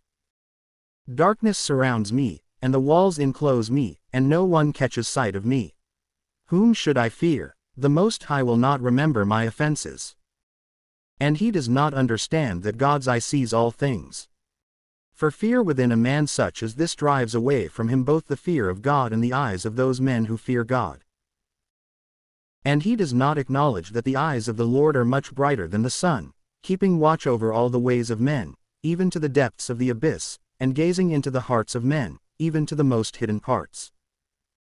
For all things, before they were created, were known to the Lord God. And even after their completion, he beholds all things. This man will be punished in the streets of the city, and he will be chased like a young horse. And in a place that he does not suspect, he will be captured. And because he did not understand the fear of the Lord, he will be in disgrace before all men. As will be every woman, too, who abandons her husband and establishes an inheritance by marriage to another man. For first, she was unbelieving of the law of the Most High. Second, she offended against her husband. Third, she fornicated by adultery, and so established her children by another man. This woman will be led into the assembly, and she will be stared at by her children. Her children will not take root, and her branches will not produce fruit. She will leave behind her memory as a curse, and her infamy will not be wiped away. And those who are left behind will acknowledge that there is nothing better than the fear of God, and that there is nothing sweeter than to have respect for the commandments of the Lord.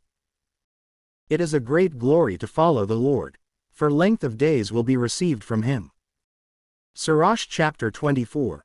Wisdom will praise her own mind, and she will be honored by God, and she will be glorified in the midst of her people. And she will open her mouth in the churches of the Most High, and she will be glorified in the sight of his virtue. And in the midst of her own people, she will be exalted. And she will be admired by the holy assembly. And she will have praise within the multitude of the elect. And she will be blessed among the blessed. And she will say, I went forth from the mouth of the Most High, as the firstborn before all creatures. I caused an unfailing light to arise in the heavens. And I covered all the earth like a cloud. I lived in the highest places, and my throne is in the pillar of a cloud. I alone have encompassed the circuit of heaven, and have penetrated to the depths of the abyss, and have walked upon the waves of the sea. And have stood upon the whole earth, and among every people. And in every nation, I have held primacy. And by virtue, I have tread upon the hearts of all, the great and the lowly. And I have sought my rest in all of them.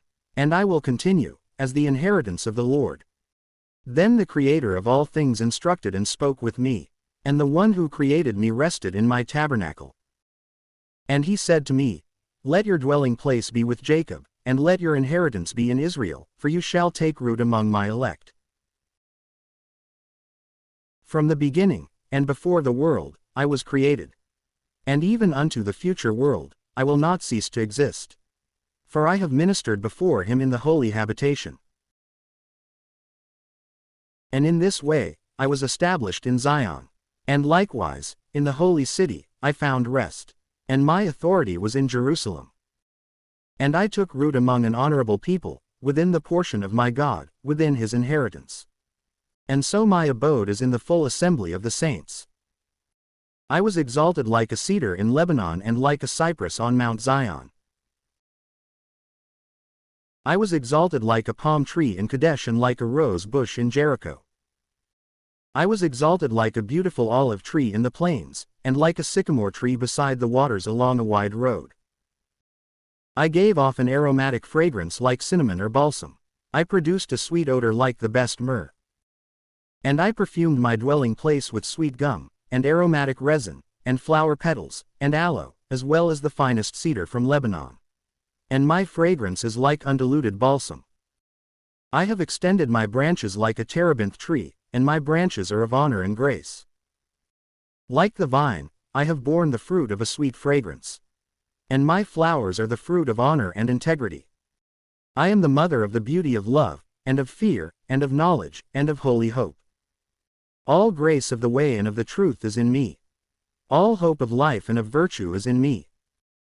Journey toward me, all you who desire me, and be filled by my harvest. For my spirit is sweeter than honey, and my inheritance is better than honey and the honeycomb. My memory is for the generations of all ages. Whoever consumes me will hunger still, and whoever drinks me will thirst still. Whoever listens to me will not be confounded, and whoever acts in me will not sin. Whoever elucidates me will have eternal life. All this is a book of life, and a covenant of the Most High, and an acknowledgement of truth. Moses commanded the law by the precepts of justice, and an inheritance to the house of Jacob, and the promises to Israel. God appointed David as his servant, in order to raise up from him a most mighty king, who would sit upon the throne of honor forever. It is he who fulfills wisdom, like the Pison River and the Tigris River in the first days. It is he who fulfills understanding, like the river Euphrates. It is he who multiplies understanding, like the river Jordan in the time of the harvest.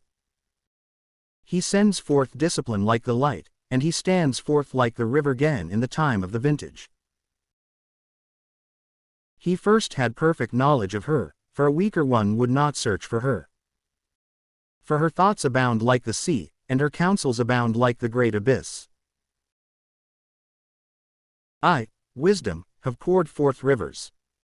I am like a brook leading to a river of immense waters. I am like a channel flowing from a river, and I went forth from paradise like an aqueduct. I said, I will irrigate my garden of plantings, and I will thoroughly water the fruits of my field.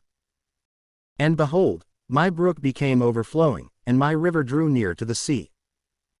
For I illuminate doctrine to all, like the first light. And I will announce doctrine, even to those who are far away. I will reach to all the lower parts of the earth, and I will gaze upon all who sleep, and I will illuminate all who hope in the Lord. Even now, I pour forth doctrine like prophecy, and even now, I bequeath doctrine to those who seek wisdom. And I will not cease from their progeny, even unto the holy time.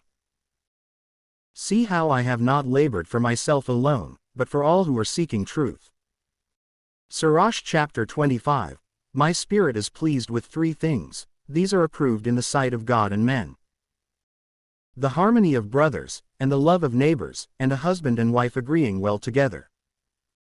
My soul hates three kinds of things, and I am greatly distressed over their souls. An arrogant pauper, a wealthy liar, a foolish and senseless elder. The things that you have not obtained in your youth, how will you find them in your old age? How beautiful it is for a gray head to have judgment, and for elders to know counsel.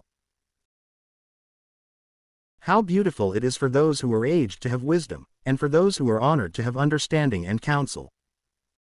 Great experience is the crown of the aged, and the fear of God is their glory. I have magnified 9 things, overlooked by the heart, and a 10th, I will declare to men with my tongue. A man who finds joy in his children, and one who lives to see the undoing of his enemies. Blessed is he who lives with a wise wife, and he who has not slipped with his tongue, and he who has not served those unworthy of himself. Blessed is he who finds a true friend, and he who describes justice to an attentive ear.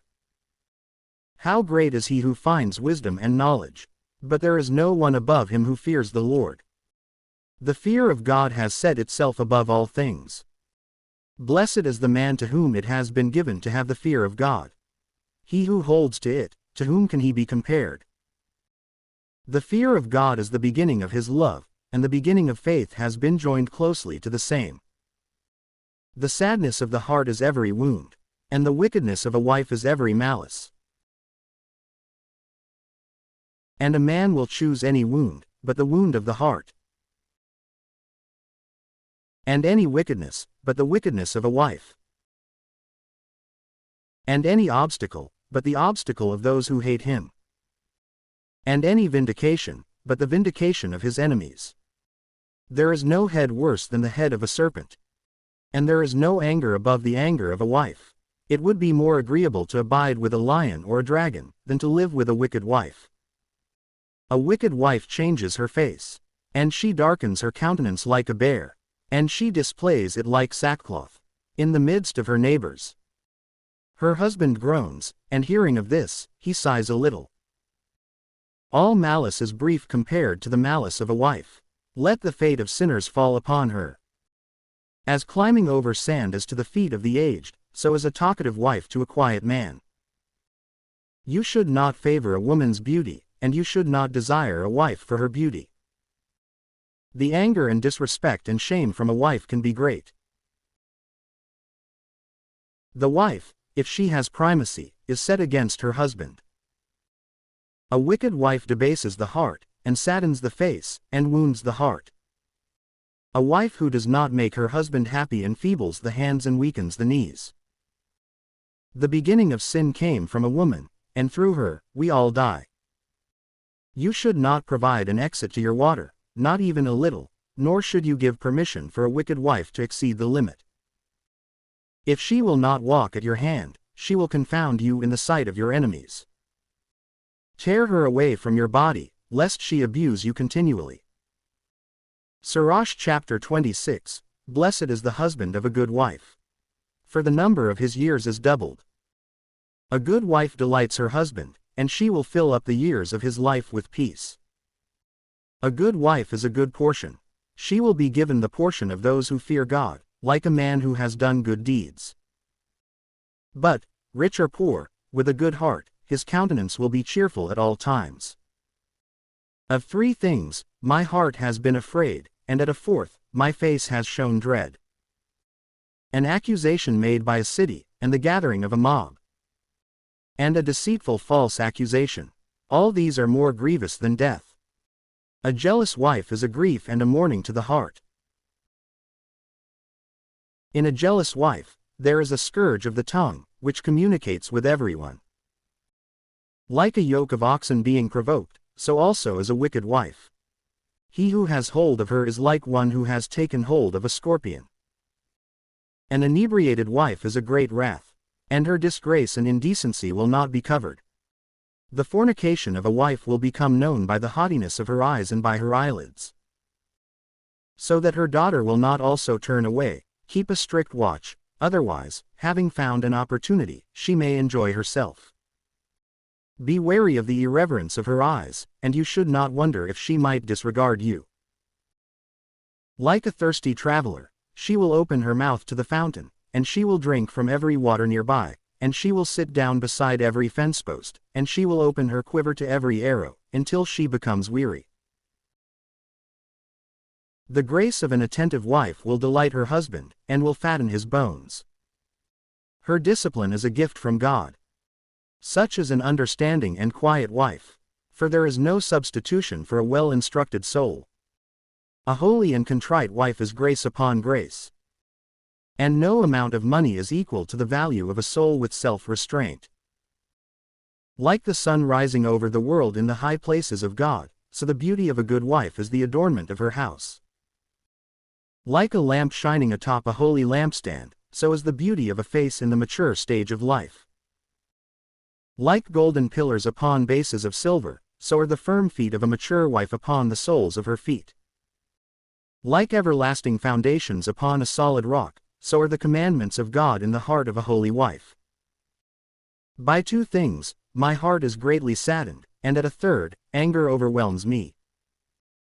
A man of war failing because of dire need, and an understanding man treated with contempt. And anyone who crosses over from justice to sin. God has prepared such a one for the spear. Two kinds of things have seemed difficult and dangerous to me. A merchant will not be easily freed from his negligence, and a shopkeeper will not be justified by the sins of his lips. Sirach chapter 27, Because of need, many have sinned. And whoever seeks to be enriched, averts his eye. Like a post fixed in the middle of adjoining stones, so also will sin become wedged between selling and buying. Sin will be crushed with the one who sins. If you do not hold yourself steadfastly to the fear of the Lord, your house will be quickly overthrown. Just as the dust remains when one shakes a sieve, so will the doubt of a man remain in his thoughts.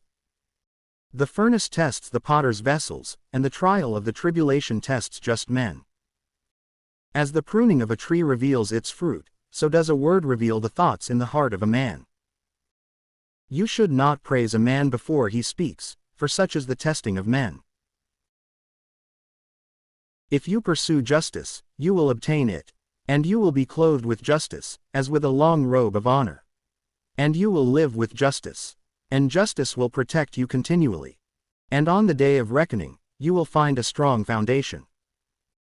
Birds flock to their own kind, and truth will return to those who practice it. The lion lies in wait for its prey continually, so also do sins lie in wait for those who work iniquity. A holy man persists in wisdom like the sun, but a senseless man changes like the moon. In the midst of the senseless, retain a word for the proper time. But be continually in the midst those who are thoughtful. The discussions of sinners are hateful, and their laughter is a delight in sin. The speech that swears many oaths will cause the hair of the head to stand upright, and its irreverence will cause the ears to be blocked. The shedding of blood is in the quarrels of the arrogant, and their evil talk is grievous to hear. Whoever discloses the secret of a friend breaks faith, and he will not find a friend for his soul. Love your neighbor, and be united with him faithfully. But if you disclose his secrets, you should not continue to follow after him. For like a man who destroys his friend, so also is he who destroys the friendship of his neighbor. And like someone releasing a bird from his hand, so have you abandoned your neighbor, and you will not obtain him again. You should no longer seek him, for he is now far away, he has fled like a roe deer from a snare. For his soul has been wounded. You will no longer be able to bind his wound, for there may be a reconciliation from cursing. But to disclose the secrets of a friend is the hopeless act of an unhappy soul. One who winks with the eye fabricates iniquity, and no one will cast him aside. In the sight of your eyes, he will sweeten his mouth, and he will admire your talk. But at the very end, he will pervert his mouth, and he will offer a scandal from your own words. I have hated many things, but I have not done as he has done, and the Lord will hate him. Whoever throws a stone straight up will find that it falls on his own head. And a deceitful wound will return to wound the deceitful. And whoever digs a pit will fall into it. And whoever positions a stone against his neighbor will stumble over it. And whoever lays a trap for another will perish by it. Whoever sets in motion a wicked plan will find that it rolls back over him, and he will not know from which direction it will arrive. Mockery and derision are of the arrogant, and vengeance will lie in wait for them, like a lion. Whoever enjoys the fall of the just will perish in a snare, and grief will consume them before they die. Anger and fury are both abominable, and the sinful man will be held by them. Sirach chapter 28.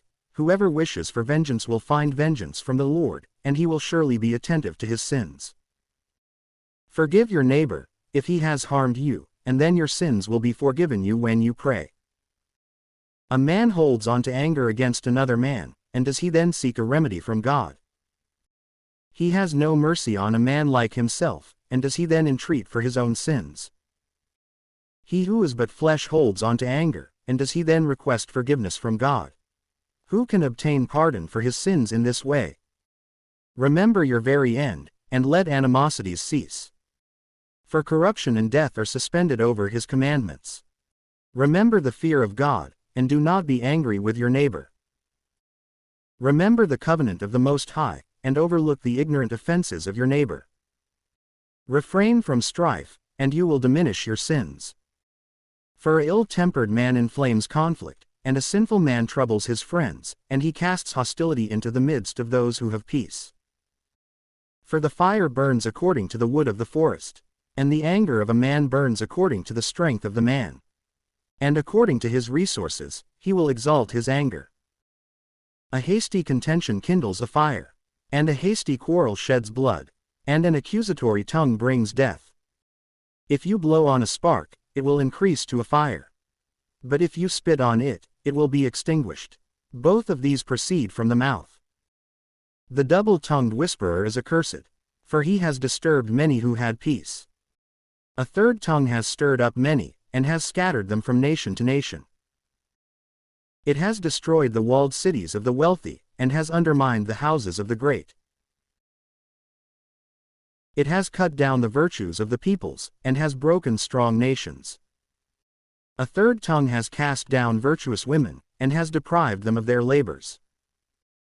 Whoever favors it will not have rest, nor will he have a friend in whom he may find peace. The wound of a whip causes a bruise, but the wound of the tongue will crush the bones. Many have fallen by the mouth of the sword, but not as many as have perished by their own tongue. Blessed is he who is protected from a wicked tongue, who has not gone over to its wrath, and has not pulled its yoke, and has not been bound by its chains. For its yoke is a yoke of iron, and its chains are chains of brass. Its death is a most wicked death, and hell is more useful than it is. Its continuance will not be permanent, but it will take hold of the ways of the unjust. And the just will not be burned by its flame. Those who abandon God will fall by it, and it will burn within them and not be quenched. And it will be sent upon them, like a lion, and it will wound them, like a leopard. Hedge your ears with thorns. Do not be willing to listen to a wicked tongue, and make doors and bars for your mouth. Melt down your gold and your silver, and make a scale for your words, and an upright bridle for your mouth. And be attentive, lest perhaps you may slip with your tongue, and fall in the sight of your enemies, who are lying in wait for you, and then your fall may be incurable unto death. Sirach chapter 29. He shows mercy who lends to his neighbor, for he keeps the commandments by strengthening him. Lend to your neighbor in his time of need, and receive it again from your neighbor in his time. Keep your word, and act faithfully with him, and then you will find whatever you need in every time. Many have treated a loan like found money, and they offered trouble to those who helped them. Until they receive, they kiss the hands of the giver, and they humble their voice in promises. But at the time of repayment, they will ask for more time, and they will speak annoying and complaining words, and they will make excuses for the time. Then, if he is able to repay, he will turn away. He will pay barely one half, and he will consider it as if he had found it. But if not, then he will defraud him of his money, and he will have him as an enemy without cause. And he will repay him with accusations and curses, and he will repay him with contempt, instead of with honor and kindness. Many have refused to lend, not because of wickedness, but because they were afraid to be defrauded without cause. Yet truly, be more steadfast toward the humble, and you should not delay in acts of mercy toward them. Assist the poor because of the commandment, and you should not send him away empty because of his dire need. Lose your money to your brother and your friend, for you should not hide it under a stone to be lost. Let your treasure be in the precepts of the Most High, and it will benefit you more than gold. Store your alms in the hearts of the poor, and it will obtain help for you against all evil. Better than the shield or the lance of a powerful man. It will fight for you against your enemy. A good man offers credit for the sake of his neighbor, but one who abandons him to himself will perish in shame. You should not forget the kindness of your benefactor, for he has offered his life on your behalf. The sinner and the unclean flee from such promises. A sinner attributes to himself the goods of his loan, and an ungrateful mind will abandon the one who has freed him. A man offers credit to his neighbor, but when he will have lost respect, he will abandon him. A wicked promise has destroyed many who had good intentions, and has tossed them like a wave on the ocean. It has caused powerful men to travel around, and they have wandered amid foreign nations. A sinner transgressing the commandment of the Lord will fall into a wicked promise. And he who undertakes many things will fall into judgment. Help your neighbor to recover according to your ability, but attend to yourself, lest you also fall. The primary need in a man's life is water and bread, and clothing, and a house to protect modesty. A pauper's food under a roof of boards is better than a splendid feast on a sojourn away from home. Let yourself be pleased with little instead of much, and you will not hear the reproach of being away from home. It is a wicked life to go from house to house as a guest. For wherever he is a guest, he will not act confidently, nor open his mouth. He will entertain, and feed, and give drink to the ungrateful, and beyond this, he will listen to bitter words. Go, my guest, and set the table, and let others eat from what you have in your hand. Depart from the honored face of my friends, for it has become necessary for my house to host my brother instead. These things are grievous to a man having understanding, to take advantage of a household, and to reproach a lender.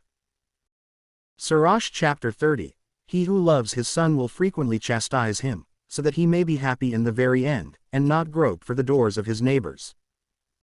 He who instructs his son will be praised over him and will glory in him, in the midst of his household. He who teaches his son will make his enemy jealous, and in the midst of his friends, he will glory in him.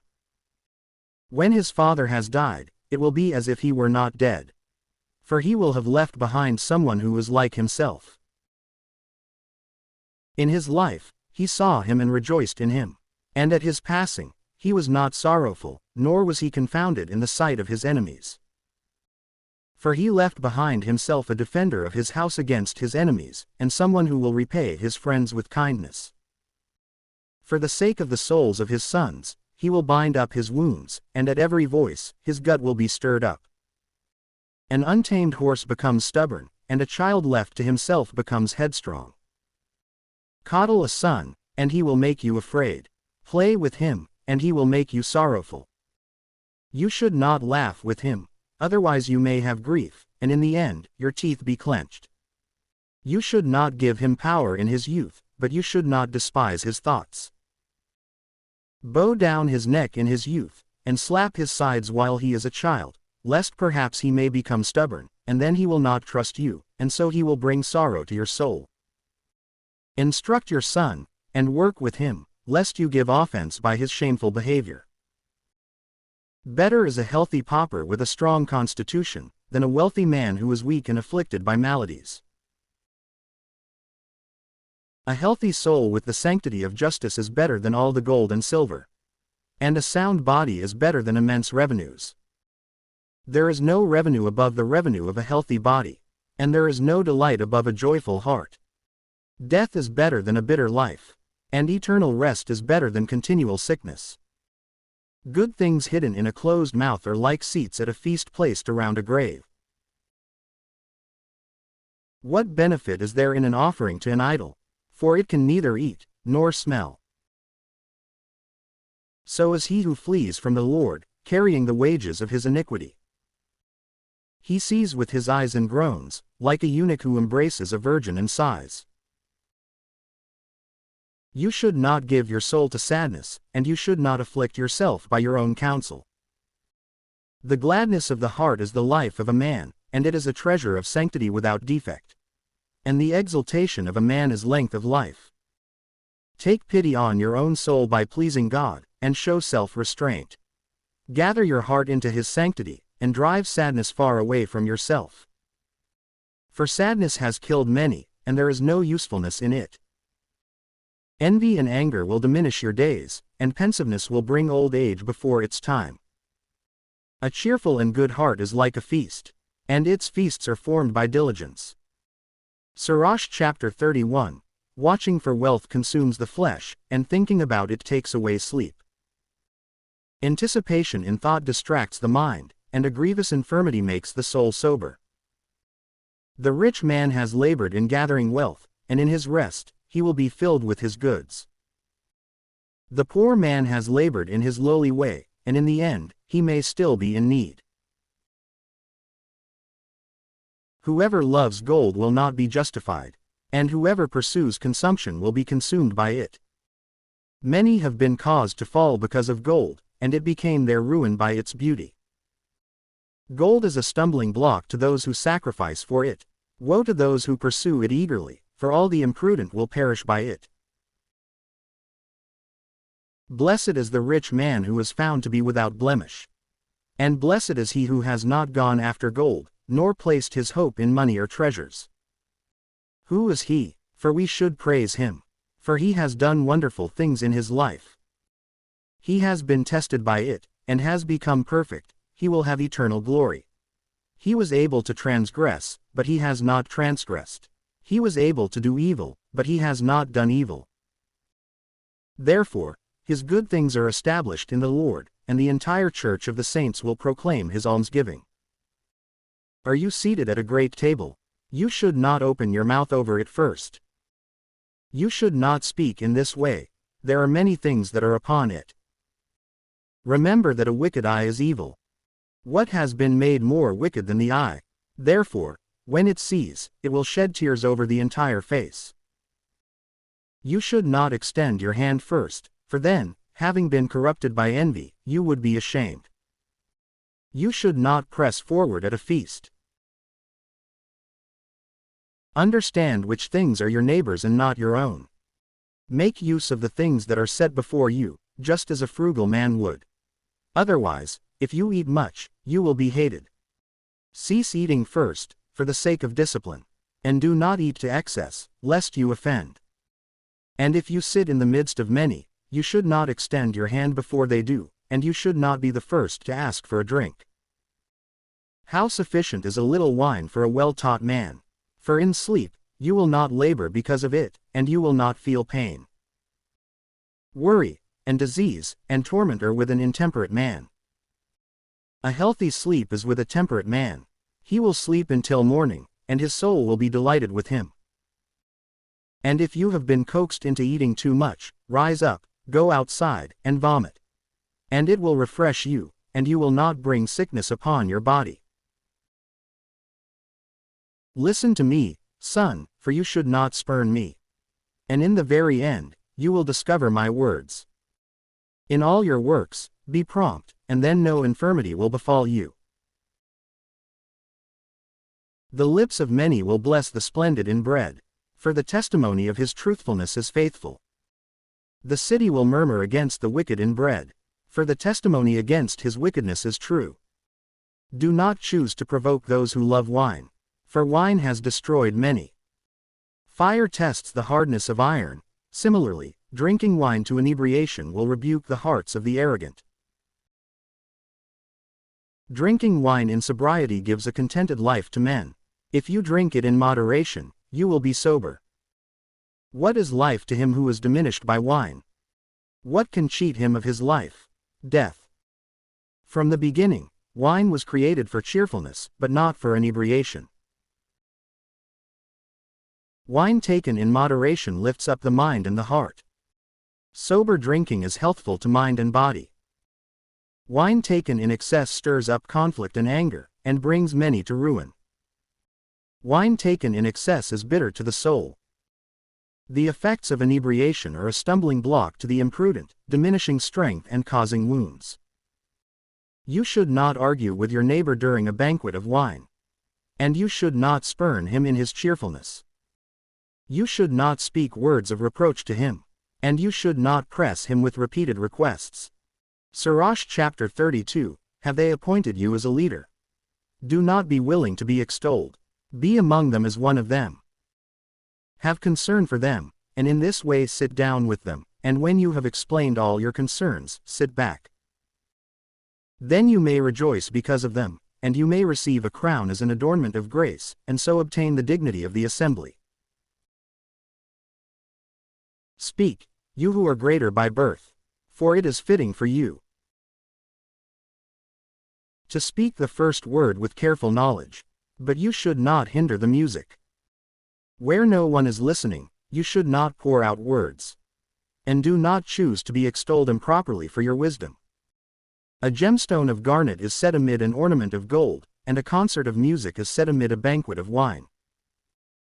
Just as a signet of emerald is set amid a work of gold, so is a melody of music set amid delightful and moderate wine. Listen silently, and for your reverence, good graces will be added to you. Young man, Speak in your own case only reluctantly. If you have been asked twice, let your response be concise. In many matters, be as if you lack knowledge, and listen silently as well as intently. In the midst of great men, you should not be presumptuous. And where the elders are present, you should not speak much. Lightning goes before a hailstorm, and grace goes before modesty. And so, for your reverence, good graces will be added to you. And at the hour for rising, you should not be lax. Later, be the first to run ahead to your house, and there withdraw, and there take your pastime. And act according to your intentions, but not in sin and not in arrogant speech. And for all these things, bless the Lord, who made you, and who fills you to overflowing with all his good things. Whoever fears the Lord will accept his doctrine, and whoever watches for him diligently will find a blessing. Whoever seeks the law will be filled from the law, but whoever acts with treachery will be scandalized by treachery. Those who fear the Lord will find just judgment, and they will kindle justice like a light. A sinful man will shun correction, and he will find a rationalization in accord with his own will. A man of counsel will not reject understanding. A strange and arrogant man will not be disturbed by fear. Even so, after he has acted out of fear and without counsel, he will be rebuked by his own criticism. Son, you should do nothing without counsel, and then you will not regret what you have done. You should not go into the way of ruin, and you then will not stumble on stones. You should not commit yourself to a laborious way, otherwise, you may set up a scandal against your own soul. And be cautious concerning your own sons, and be attentive to those of your own household. In all of your works, trust your soul to faith, for this is the keeping of the commandments. Whoever believes God attends to the commandments, and whoever trusts in him will not be diminished. Sirach chapter 33, no evils will befall one who fears the Lord. Instead, God will preserve him during temptation and will free him from evils. A wise man does not hate the commandments and the justices, and so he will not be thrown about violently, like a ship in a storm. A man of understanding puts his faith in the law of God, and so the law is faithful to him. Whoever would resolve a dispute will prepare a word, and so, having prayed, he will be heard. And he will observe discipline, and then he will respond. The heart of a fool is like the wheel of a cart, and his thoughts are like a turning axle. A friend who is a whisperer is like an untamed horse, he neighs under anyone who sits upon him. Why does day follow after day, and light follow after light, and year follow after year, in accord with the sun? By the knowledge of the Lord, they were arranged, after the sun was made, in keeping with his command. And so, the seasons changed, with their feast days. And according to them, they celebrated the feast days, in their hour. Some of them, God exalted and magnified, and some of them, he set amid the ordinary days. And all men are from the ground, and from the earth, from which Adam was created. With a multitude of disciplines, the Lord has distinguished them and diversified their ways. Some of them, he has blessed and exalted, and some of them he has sanctified and placed close to himself. And some of them, he has cursed and brought low, and he has turned them from their station. Just as the clay is in the potter's hand, so as to form and to shape it. So are all his ways in accord with his dispensation, and so is man in the hand of the one who made him. And he will repay him according to his judgment. Good is against evil, and life is against death, so also is a sinner against a just man. And so should you consider all the works of the Most High, 2 and 2, and one against another. And I awakened at the very end, and I was like one who gathers grapes after the grape gatherers. I, too, have hoped in the blessing of God, and I have filled the winepress like one who gathers grapes. Consider how I have not labored for myself alone, but for all who are seeking discipline. Listen to me, you great ones, with all the peoples. And incline your ears, you rulers of the church. You should not give authority over yourself to a son or wife, to a brother or friend, in your life. And you should not give your estate to another, lest perhaps you may regret it, and then you would be begging for the same. While you are still living and breathing, let no one among all flesh change you. For it is better if your children petition you, than if you look toward the hands of your children. In all your works, be preeminent. You should not allow a blemish upon your glory. On the day of the consummation of the days of your life, at the time of your passing, distribute your inheritance. Fodder and a rod and a burden are for a donkey, bread and discipline and work are for a servant. He works under discipline, and he seeks rest. Allow his hands to be idle, and he seeks liberty. The yoke and the strap bend a stiff neck, and continual labors bend a servant. Torture and chains are for a malevolent servant, send him to work, so that he may not be idle. For idleness has taught much evil. Appoint him to a task, for this is fitting for him.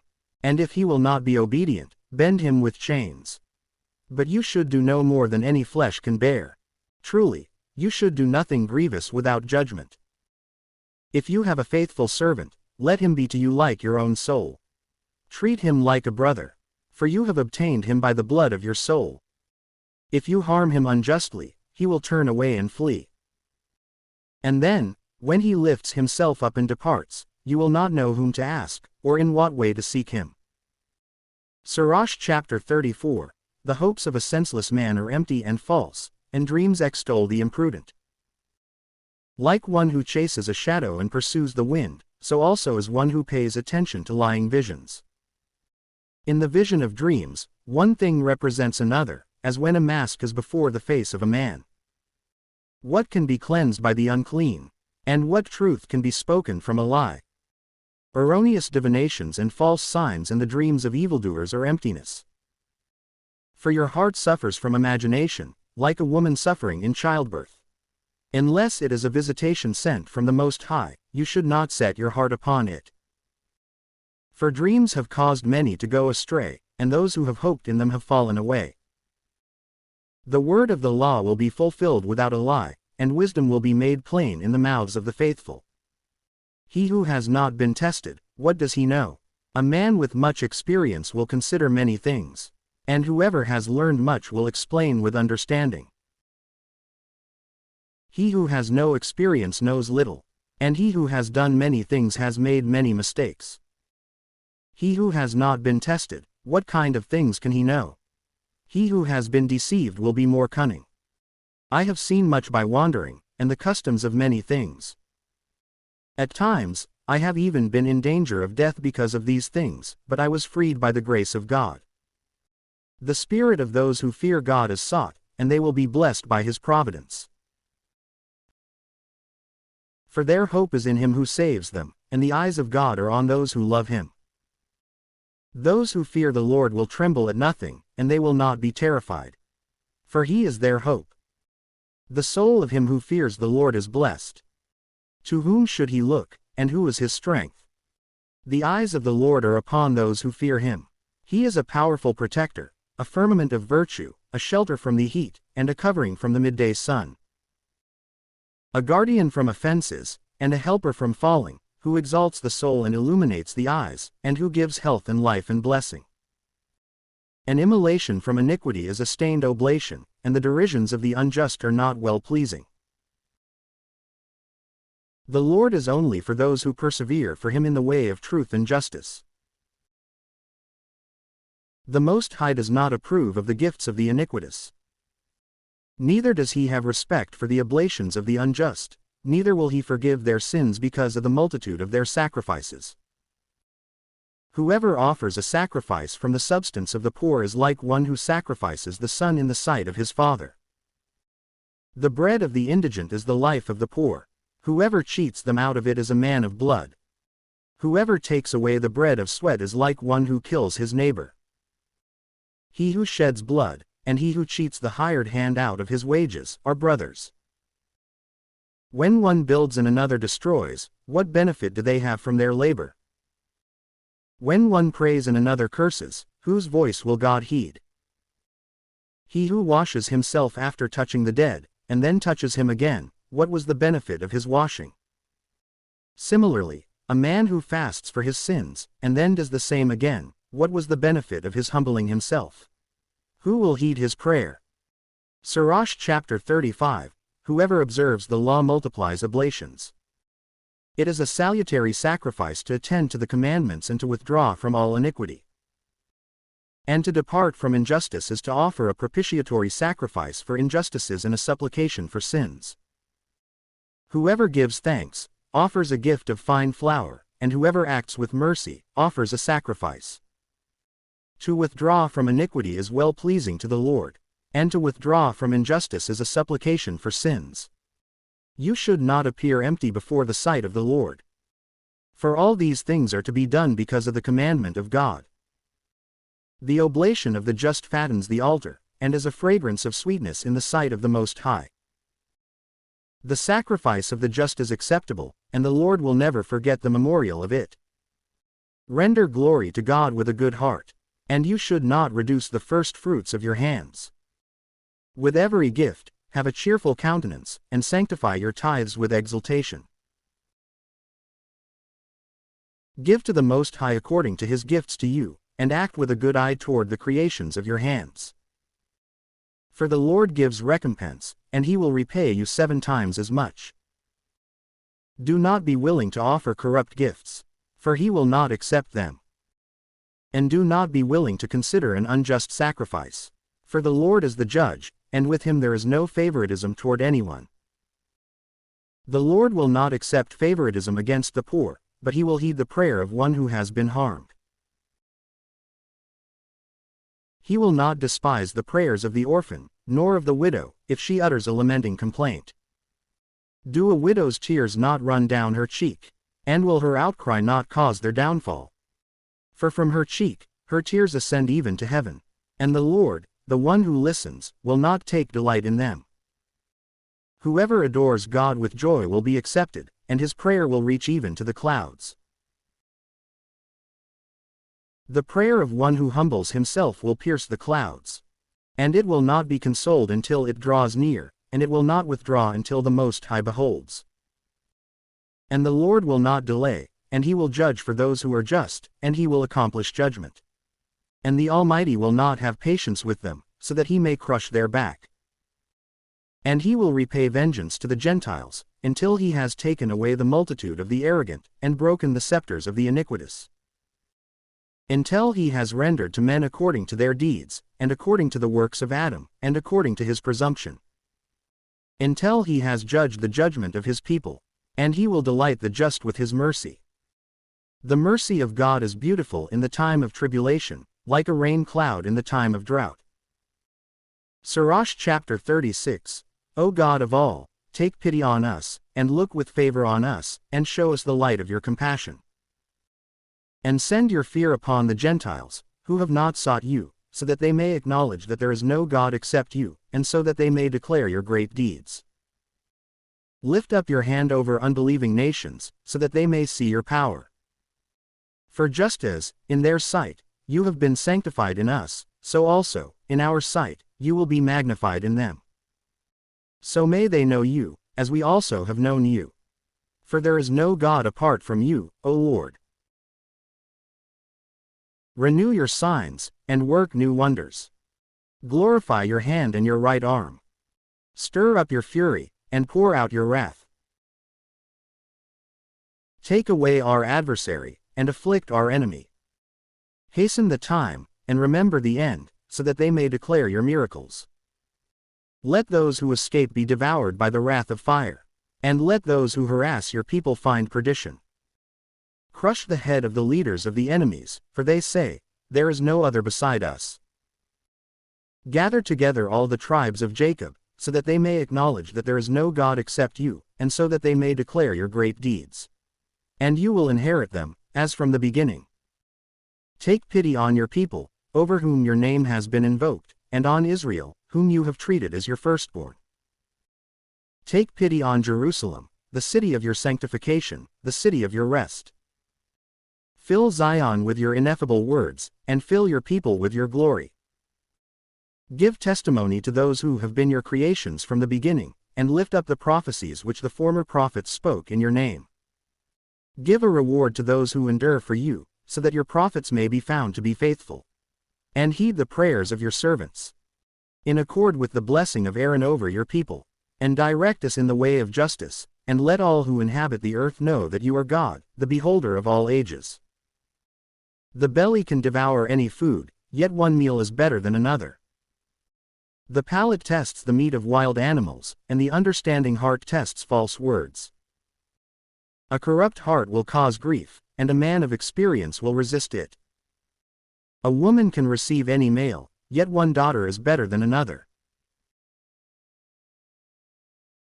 The beauty of a wife cheers the face of her husband, and rises above his desire, above all the desires of man. If she offers healing words, then she both comforts and shows mercy, and so her husband is not like other men. He who holds to a good wife establishes a possession. She is a helper in agreement with him, and she is a pillar of rest. Where there is no hedge, a possession will be trampled, and where there is no wife, he will mourn her absence. Who will trust one who has no nest, and who conceals himself wherever his course may take him, like a well-equipped robber passing from city to city? Sirach chapter 37. Every friend will say, I also am a close friend. But there is a friend who is a friend in name only. Is this not a grief even unto death? But a companion and friend may turn into an enemy. O wicked presumption! From what were you created that you would cover the dry land with your malice and deceitfulness? A companion may rejoice with his friend in good times, but in a time of tribulation, he will be an adversary. There is a companion who commiserates with a friend for the sake of the stomach, but he will shield himself from the enemy. You should not forget your friend in your soul, and you should not be unmindful of him in your wealth.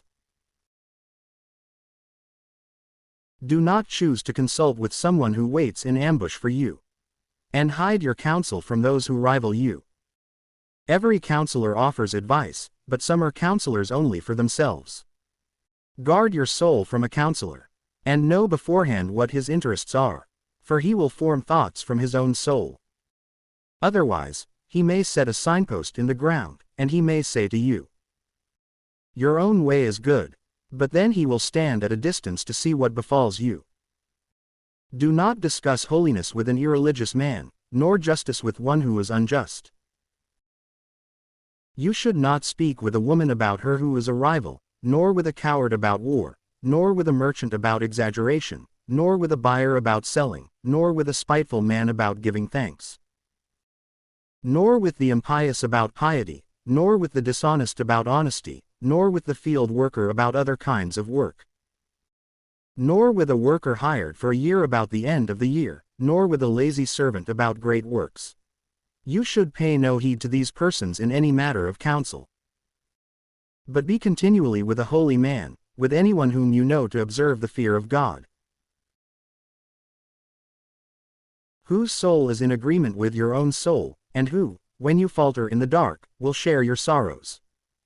And establish a heart of good counsel within yourself, for there is nothing of greater usefulness to you than this. At any time, the soul of a holy man declares more truths than 7 vigilant watchmen sitting in a high place. But concerning all things, pray to the Most High, so that he may direct your way in truth. In all your works, let a true word precede you, with steadfast counsel before every deed. A wicked word can change the heart. From the heart 4 kinds of things arise, good and evil, life and death. And the tongue is continually their ruler. There is a man who is an astute teacher of many, and yet this is useless to his own soul. A man of experience has taught many, and this is pleasant to his own soul. Whoever speaks mere rhetoric is hateful, he will be deceived in every matter. Grace is not given to him from the Lord, for he has been deprived of all wisdom. There is a wise man who is wise within his own soul, and the fruit of his understanding is praiseworthy. A wise man instructs his own people, and the fruit of his understanding is faithful. A wise man will be filled with blessings, and those who see will praise him. The life of a man is in the number of his days. But the days of Israel are innumerable. A wise man will inherit honor among the people, and his name will live in eternity. Son, test your own mind in your life, and if it is lacking, you should not give it authority. For not all things are fitting for all persons, and not every kind of thing is agreeable to every soul. Do not choose to be eager during any feast, and you should not act with excess toward any food. For in excessive eating there will be infirmity, and gluttony will continue even unto illness. By excessive drinking, many have passed away, but he who abstains will add to his life. Sirach chapter 38, Honor the physician because of necessity, and because the Most High created him. For all healing is from God, and so he will receive gifts from the king. The expertise of the physician will lift up his head, and in the sight of great men, he will be praised.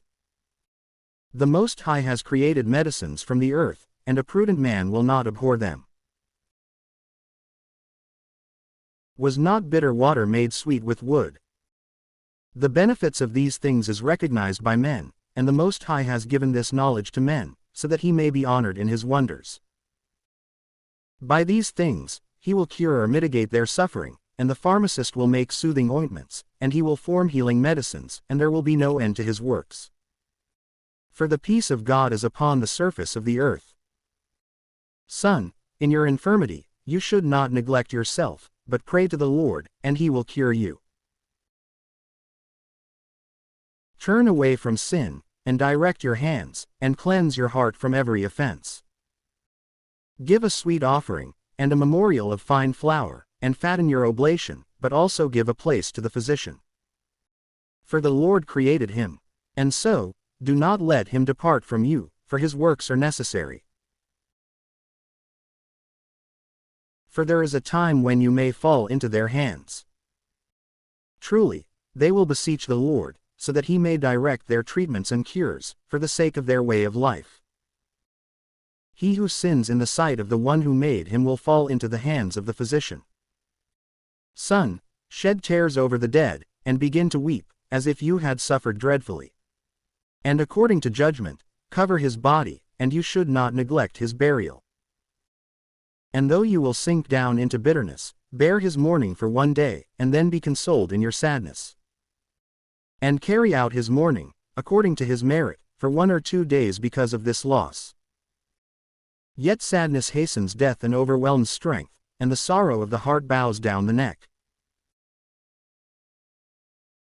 When one is taken away, sorrow remains, but the resources of a destitute man is found in his heart. You should not give your heart over to sadness, but push it away from you. And remember the very end. Do not be willing to forget this, for there is no turning back. Otherwise, it will not benefit you, and you will cause great harm to yourself. Call to mind my judgment, for so shall it be for you also. Yesterday is mine, and today is yours. When the deceased is at rest, let his memory rest also. And console him at the departure of his spirit. The wisdom of a scribe is found in his time of leisure. So whoever has less to do will gain wisdom. With what wisdom will someone be filled who holds the plow, and who boasts of the cattle prod that drives the oxen forward, and who is occupied in these labors, and whose only conversation is about the offspring of bulls? He will give his mind over to the plowing of furrows, and his vigilance to the fattening of the cows. Similarly, every craftsman and artisan, who crafts in the night as well as in the day, who sculpts graven seals, and who, by his diligence, varies the image, will give his mind over to the likeness of the image. And he will complete the work by his vigilance. The blacksmith, sitting by his anvil and considering a work of iron, is similar. The steam from the fire singes his flesh, and he struggles against the heat of the furnace.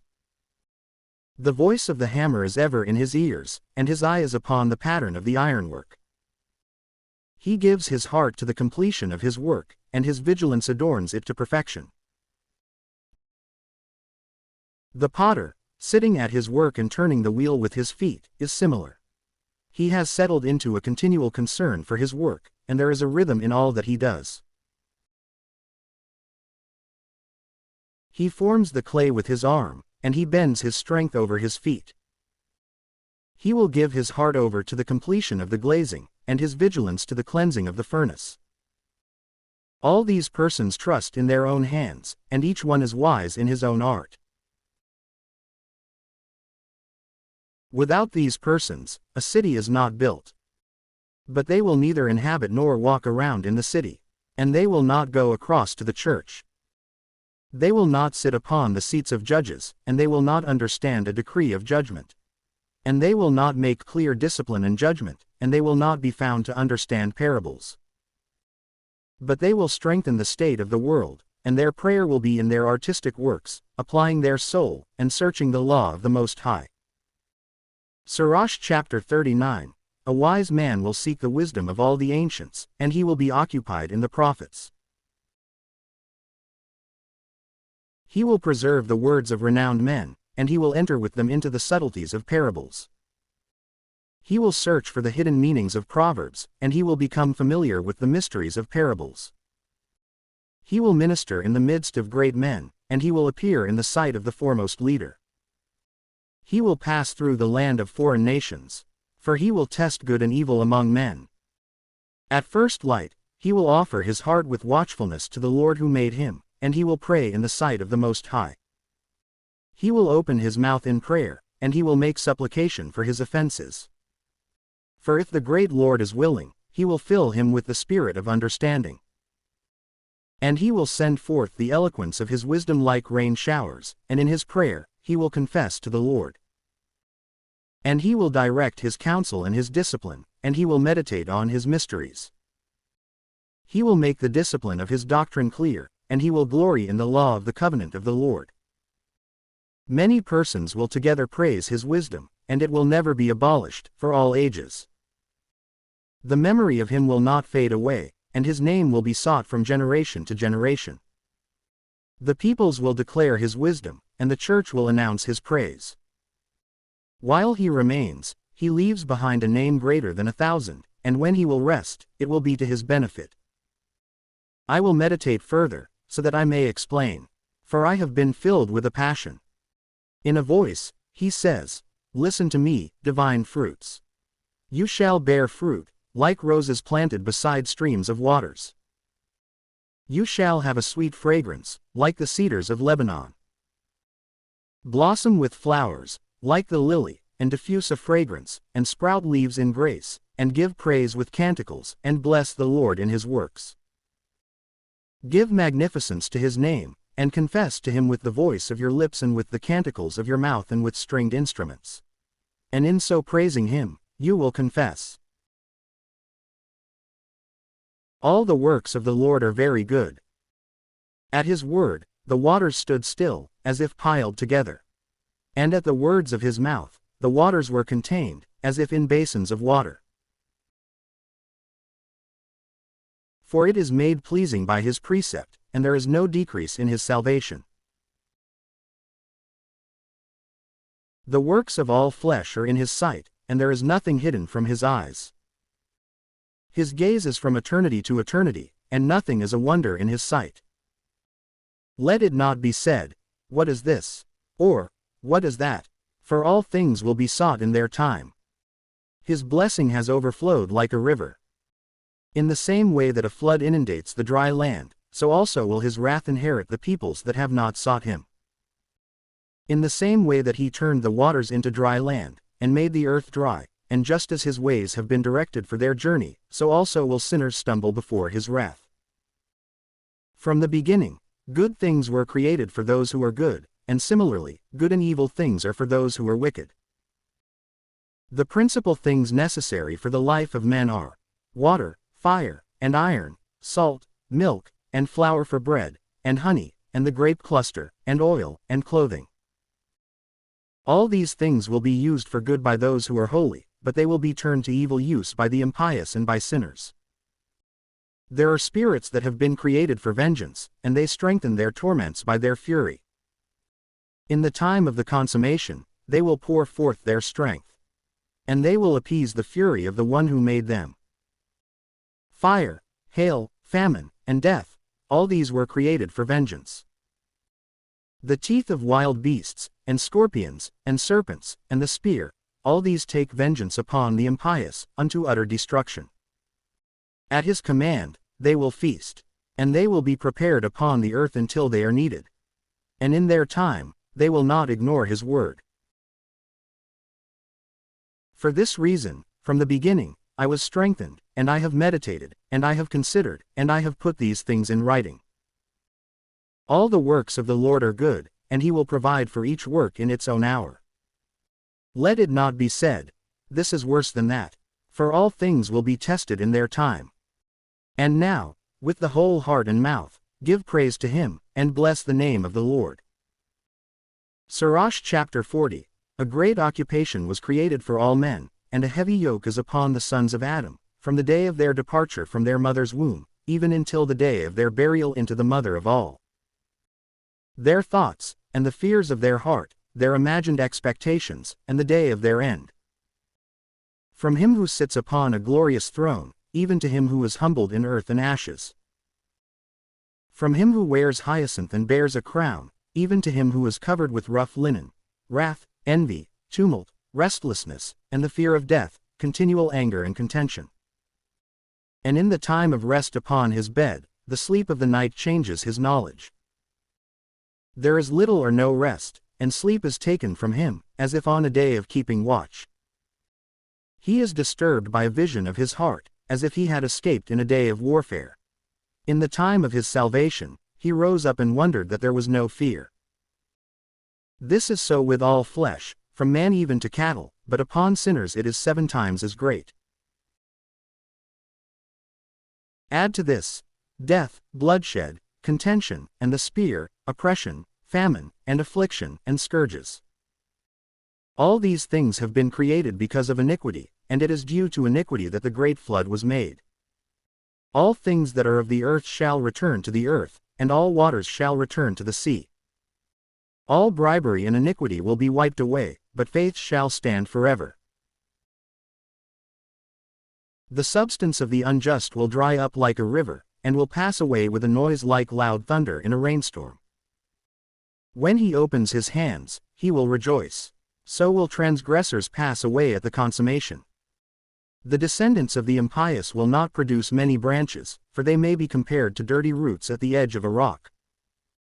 The weeds, which grow above every water and beside the banks of the river, will be uprooted before all the grass. Grace is like a paradise of blessings, and mercy continues for eternity. The life of a worker, when content with what is sufficient, will become sweet, and in it you will find a treasure. Sons, and the building of a city, will establish a name, but an immaculate wife will be ranked above these things. Wine and music rejoice the heart, but the love of wisdom is above them both. The flute and the psaltery make a sweet melody, but a pleasant word is above them both. Your eye desires elegance and beauty, but verdant fields are above these things. A friend and a companion meet one another in time, but above them both is a wife with her husband. Brothers are a help in time of tribulation, but mercy will liberate, more so than they will. Gold and silver provide a firm position for the feet, but well-spoken counsel is above them both. Ability and strength lift up the heart, but the fear of the Lord is above these things. There is no loss in the fear of the Lord, and it has no need to ask for assistance. The fear of the Lord is like a paradise of blessings, and they have covered it above all glory. Son, in your lifetime you should not be indigent, for it is better to die than to be destitute. The life of him who looks to another man's table should not be thought of as a way of life. For he feeds his life with another man's food. But a disciplined and well-taught man will take care of himself. Scarcity will seem sweet to the mouth of the imprudent, but a fire will burn in his belly. Sirach chapter 41. O death, how bitter is the memory of you, to a man who has peace in his substance. To a quiet man, and to him whose ways are directed properly in all things, and who still has the strength to take nourishment. O death, your judgment is good to the indigent man, and to him whose strength has diminished. Who is failing due to old age, and who is anxious about all things, and to the unbelieving man who has lost patience. Do not choose to dread the judgment of death. Remember the things that occurred before you, and the things that will occur after you. This judgment is from the Lord upon all flesh. And what will happen to you is well-pleasing to the Most High, whether in 10, or 100, or 1,000 years. For death is no indictment of life. The sons of sinners, and those who pass their time in the manner of the houses of the impious, become sons of abominations. The inheritance of the sons of sinners will perish, and continual disgrace will be with their offspring. The sons of an impious father will complain, for they are in disgrace because of him. Woe to you, impious men, who have abandoned the law of the Most High Lord. And when you are born, you will be born into a curse, and when you die, your portion will be in a curse. All things that are from the earth shall return to the earth. Similarly, the impious will proceed from a curse unto perdition. The grieving of men is in their body, but the name of the impious will be wiped away. Have concern for your good name, for this will continue with you, more so than 1,000 precious and great treasures. A good life has its number of days, but a good name will continue forever. Sons, practice discipline peacefully, for what use is there in either concealed wisdom, or undiscovered treasure? Better is the man who hides his foolishness than the man who hides his wisdom. Yet truly, have respect for these things which proceed from my mouth. For it is not good to observe every reverence, and all things do not please all persons in their beliefs. Have shame of these things, of fornication before father and mother, and of a lie before the first leader and the powerful. Of a crime before a ruler or a judge, of iniquity before a congregation or a people. Of injustice before a companion or a friend, and of the place in which you live. Of theft, and of the truth before God, and of the covenant, of reclining to eat bread, and of deceitfulness in giving or receiving. Of silence before those who greet you, of looking upon a woman of fornication, and of averting your face from a relative. You should not avert your face from your neighbor, nor should you take away a portion and not restore it. You should not stare at another man's wife, and nor pursue his handmaid, nor approach her bed. Avoid reproachful speeches before friends, and when you give, you should not place blame. Sirach chapter 42, you should not repeat a claim heard from the revealing of a hidden word. And then, truly, you will be without shame, and you will find favor in the sight of all men. You should not accept the reputation of someone, so that you would sin, nor should you be confounded in any of the following things. In the law of the Most High and his covenant, or by giving a judgment to justify the impious. In a word among companions and fellow travelers, or by distributing the inheritance of friends. In the fairness of scales and weights, or in acquiring much or little. By the corruption of buying and negotiating, or in the ample discipline of children, or in causing the side of a wicked servant to bleed. A seal is good over a wicked wife. Where there are many hands, seal and deliver all things by number and weight, and truly, give and receive everything in writing. You should not have shame in correcting the senseless, the foolish, and those youths who would judge their elders. And so shall you be well instructed in all things and well approved in the sight of all the living. The vigilance of a father for his daughter is hidden, and his concern for her takes away his sleep. For perhaps, in her adolescence, she might be brought into adulthood. Or when she lives with her husband, she might become hateful. In her virginity, she might be defiled, and then she may be found to be pregnant in her father's house.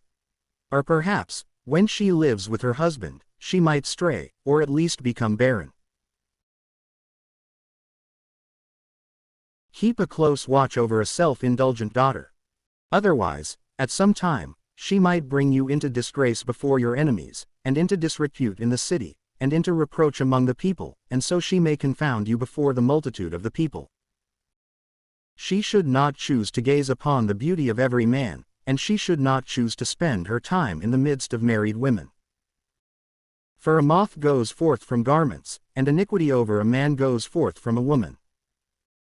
Yet iniquity over a man is better for her than if a married woman, seeking to benefit her, instead leads her into confusion and disgrace. And now, I will remember the works of the Lord, and I will announce what I have seen. The words of the Lord are in his works. The sun illuminates and considers all things, and its work shows the fullness of the glory of the Lord. Has not the Lord caused the holy ones to describe all his miracles, which the all-powerful Lord has firmly established in his glory? He has examined the abyss in the hearts of men, and he has considered their astuteness. For the Lord comprehends all knowledge, and he has gazed upon the signs of the times, announcing the things of the past, as well as the things of the future, and revealing the traces of hidden things. No thought passes by him unnoticed, and no word can conceal itself from him. He has adorned the magnificent works of his wisdom. He is before eternity and even unto eternity. And nothing can be added. And nothing can be taken away. And he has no need of any counselor. Oh, how desirable are all his works! And all that we consider is but a spark. All these works exist, and they remain in the present age, and they all obey him in every purpose. All things are twofold, one facing another, and he has not made anything to be lacking. He has confirmed each thing as good, and who would tire of beholding his glory? Sirach chapter 43, the firmament on high is his beauty, it is the beauty of heaven in a vision of glory. The sun, at its appearance, announces its journey, it is an instrument of wonder, a work of the Most High. At midday, it scorches the earth, and in the presence of its heat, who would be able to endure? It is like the custodian of a furnace in its works of heat. In three ways, the sun acts, scorching the mountains, emitting fiery rays, and shining with its beams that can blind the eyes. Great is the Lord who made it, and at his word, it hurries on its journey. And the moon, in all its phases, serves to mark the seasons and to be a sign of the times. From the moon is the sign of a feast day, it is a light which diminishes at its consummation. A month is named according to its phases, increasing wonderfully at its culmination. It is an instrument of the armies on high, shining gloriously in the firmament of heaven. The glory of the stars is the beauty of heaven, the Lord illuminates the world from on high. At the words of the Holy One, they stand for judgment, and they will never fail in their vigilance. Consider the rainbow, and bless the one who made it, it is very beautiful in its splendor. It encompasses the heavens with the circle of its glory, the hands of the Most High made it appear. By his order, he hastens the snow, and he spurs on the lightning to express his judgment. In like manner, his storehouses are opened, and the clouds fly out like birds. By his greatness, he has positioned the clouds, and the hailstones have been broken. At his glance, the mountains will be shaken, and by his will, the south wind will blow. The voice of his thunder will reverberate through the earth, by a storm from the north, and by a gathering of the whirlwind. And like the birds landing in a flock upon the earth, he sends down the snow, and its descent is like the arrival of a swarm of locusts. The eye is in wonder at the beauty of its whiteness, and the heart is astonished at its falling. He will pour out frost like salt upon the earth, and when it freezes, it will become like the tops of thistles. The cold north wind blows, and the water freezes into crystals, it will rest upon every gathering of water, and it will clothe the water like a breastplate. And it will devour the mountains, and burn the wilderness, and extinguish the greenery, like a fire. Relief for all is in the hurried arrival of a cloud, and the lowly dew will arrive to meet the heat and overpower it. At his word, the wind grows quiet, and by his thought, he appeases the abyss, for the Lord has planted islands in it. Let those who navigate the sea describe its perils, and when we have heard it with our ears, we will wonder. There are illustrious and wondrous works, the various kinds of wild animals, and all manner of cattle, and the great creatures of the sea. Through him, the end of their journey is confirmed, and by his word, all things fit together. We can say much, and yet still lack for words. But the consummation of our words is this: He is in all things. What would we be able to do to glorify Him? For the Almighty Himself is above all His own works. The Lord is terrible, and exceedingly great, and His power is wonderful. Glorify the Lord as much as you are able, yet still He will far exceed this. For His magnificence is beyond wonder. Bless the Lord and exalt Him, as much as you are able. But He is beyond all praise. When you exalt Him, use all your ability, and do not cease in this labor. For you can never comprehend Him. Who will see Him and explain? And who will magnify Him, as He is from the beginning? There are many things, hidden from us, which are greater than these things. For we have seen but a few of His works. But the Lord has made all things, and He has given wisdom to those who act with piety. Sirach chapter 44. Let us praise the men of glory, and our ancestors in their generation. The Lord has wrought great glory, by His own magnificence, from ancient times. There are those who rule with their authority, men of great virtue, who are gifted with prudence. There are those who announce among the prophets, with the dignity of prophets. And there are those who rule over the present generation, by the virtue of prudence, with very holy words for the people. There are those who, by their skill, compose musical themes, so as to set the verses of Scripture to music. There are men rich in virtue, who make a study of beauty, who live in peacefulness in their houses. All these obtained glory in their generations, and they had praise in their days. They left behind a name for those who were born of them, so that their praises might be described. But for some of them, there is no memorial. They have passed away as if they had never existed, and they have become as if they had never been born, and their sons along with them. But these were men of mercy, whose pious deeds have not failed. Good things continue with their offspring. Their descendants are a holy inheritance, and their offspring stand firm in the covenants. And because of them, their sons remain even unto eternity. Their offspring and their glory will not be forsaken. Their bodies were buried in peace, and their name lives on, from generation to generation. Let the people declare their wisdom, and let the church announce their praise. Enoch pleased God, and he was transferred to paradise, so that he might offer repentance to the nations. Noah was found to be perfect and just, and so, in the time of wrath, he was made a reconciliation. As a result, there was a remnant left for the earth, when the great flood was made. The covenants of the world were placed with him, so that all flesh would not be wiped away by the great flood. Abraham was the great father of a multitude of nations, and no one was found to be like him in glory. He observed the law of the Most High, and he formed a covenant with him. In his flesh, he caused the covenant to stand, and when tested, he was found to be faithful.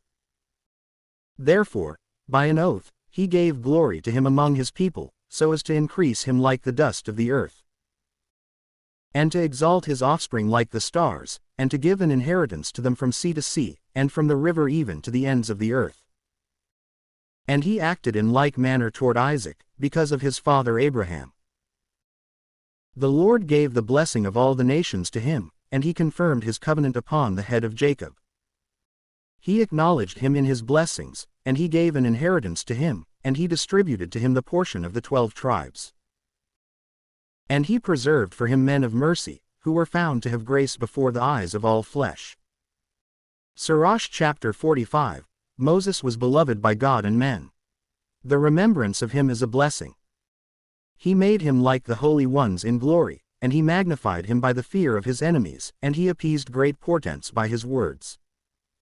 He glorified him in the sight of kings, and he gave commandments to him in the sight of his people, and he revealed his glory to him. He made him holy by his faith and meekness, and he chose him from among all flesh.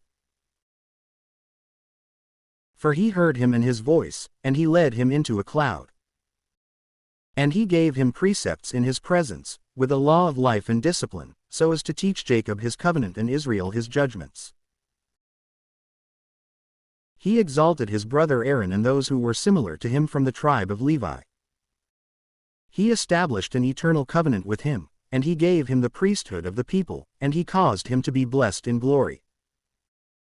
And he encircled him with a glorious belt, and he clothed him with a robe of glory, and he crowned him with virtuous attire. He placed upon him a garment to the feet, and pants, and an ephod, and he wrapped him all around with many little bells of gold, so that there would be a sound at his arrival, and so as to make a noise that would be heard in the temple, as a memorial for the sons of his people. He provided him with a holy robe of gold and hyacinth and purple, a woven work for a wise man of judgment and truth. A work of twisted scarlet, the work of an artist, with precious stones, cut and set in gold, and engraved by the work of a jeweler, as a memorial according to the number of the tribes of Israel. He provided him with a crown of gold upon his headdress, on which was written a symbol of holiness, a mark of honor. This was a work of virtue and a delight to the eyes in its beauty. Prior to him, there was no one of such beauty, even from the beginning. No foreigner was ever clothed with these things, but only his sons and his descendants alone, for all time. His sacrifices were consumed by fire daily. Moses filled his hands and anointed him with holy oil.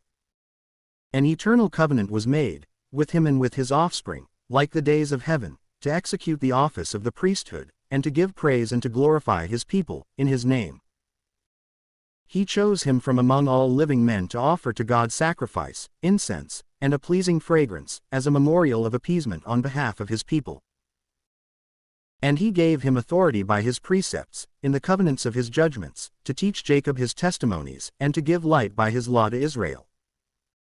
Then strangers stood up against him, and, because of envy, the men who were with Dathan and Abiram surrounded him in the desert, along with the congregation of Korah, in their anger. The Lord God saw this, and it did not please him, and so they were consumed by the force of his anger. He wrought great portents among them, and he consumed them with a flame of fire. And he added glory to Aaron, and he gave him an inheritance, and he allotted to him the first fruits of the earth. He prepared for them the finest bread unto fullness, and they shall also eat from the sacrifices of the Lord, which he gave to him and to his offspring. And yet he will not have an inheritance among the people of the land, and he has no portion among the people. For the Lord himself is his portion and his inheritance. Phinehas, the son of Eleazar, is third in glory, by imitating him in the fear of the Lord. And he stood up against the shamefulness of the people. By the goodness and responsiveness of his soul, he appeased God on behalf of Israel. For this reason, he made him a covenant of peace, a leader of the sanctuary and of his people, so that the dignity of the priesthood would remain with him and with his offspring unto eternity. And he made a covenant with King David, the son of Jesse from the tribe of Judah, an inheritance for him and for his offspring, so that he might provide wisdom for our hearts, so as to judge his people in justice, lest their good things be abolished. And he caused their glory within their nation to be everlasting. Sirach chapter 46. Joshua, the son of Nun, was valiant in warfare. He was the successor of Moses among the prophets. He was great in accord with his name, very great in the saving the elect of God. He fought against the insurgent enemies, so that he might obtain the inheritance for Israel.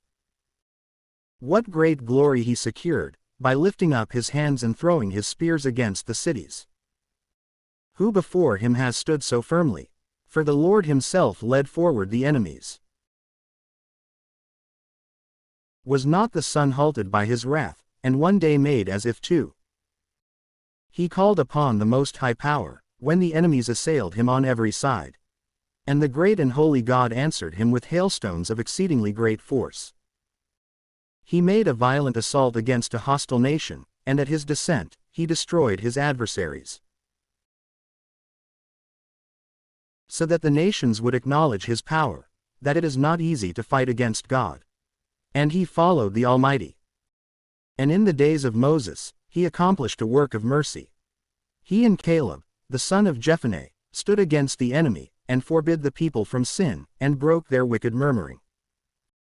And these two, having been appointed, were freed from peril, from foot soldiers numbering 600,000, so as to lead them into their inheritance, into a land flowing with milk and honey.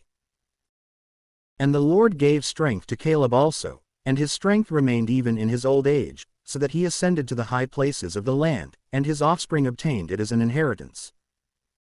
This was so that all the sons of Israel would see that it is good to obey the holy God.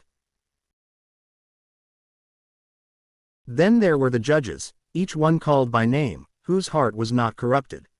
They did not turn away from the Lord, so that their memory might be blessed, and their bones might spring forth from their place, and their name might remain forever, continuing in their sons, holy men of glory.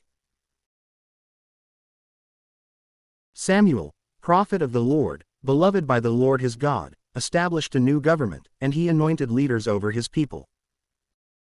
By the law of the Lord, he judged the congregation, and the God of Jacob saw it, and so, by his fidelity, he was proven to be a prophet. And he was known to be faithful in his words, for he saw the God of light.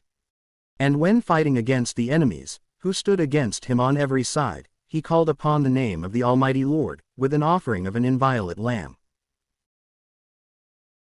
And the Lord thundered from heaven, and with a great noise, he made his voice to be heard. And he crushed the leaders of the Tyrians, and all the commanders of the Philistines. And before the time of the end of his life in the world, he offered testimony in the sight of the Lord and of his Christ, that he had not taken a bribe from any flesh, not even so much as a shoe, and that no man made an accusation against him. And after this, he slept. And he made known to the king and revealed to him the end of his life. And he lifted up his voice from the earth in prophecy, to abolish the impiety of the people. Sirach chapter 47. After these things, Nathan the prophet arose, in the days of David. And just as fat is separated from meat, so was David separated from the sons of Israel. He played with lions, as if with lambs, and he acted similarly with bears, as if they were lambs of the flock, in his youth. Did he not kill the giant, and take away the reproach from his people? By lifting up his hand, with a stone in a sling, he threw down the boasting of Goliath. For he called upon the Almighty Lord, and he swore with his right hand to take away the mighty man of war, and to exalt the horn of his people. So he glorified him amid 10,000, and he praised him with the blessings of the Lord, by offering him a crown of glory. For he crushed the enemies on every side, and he eradicated his adversaries, the Philistines, even to this day. He broke their horn, even for all time.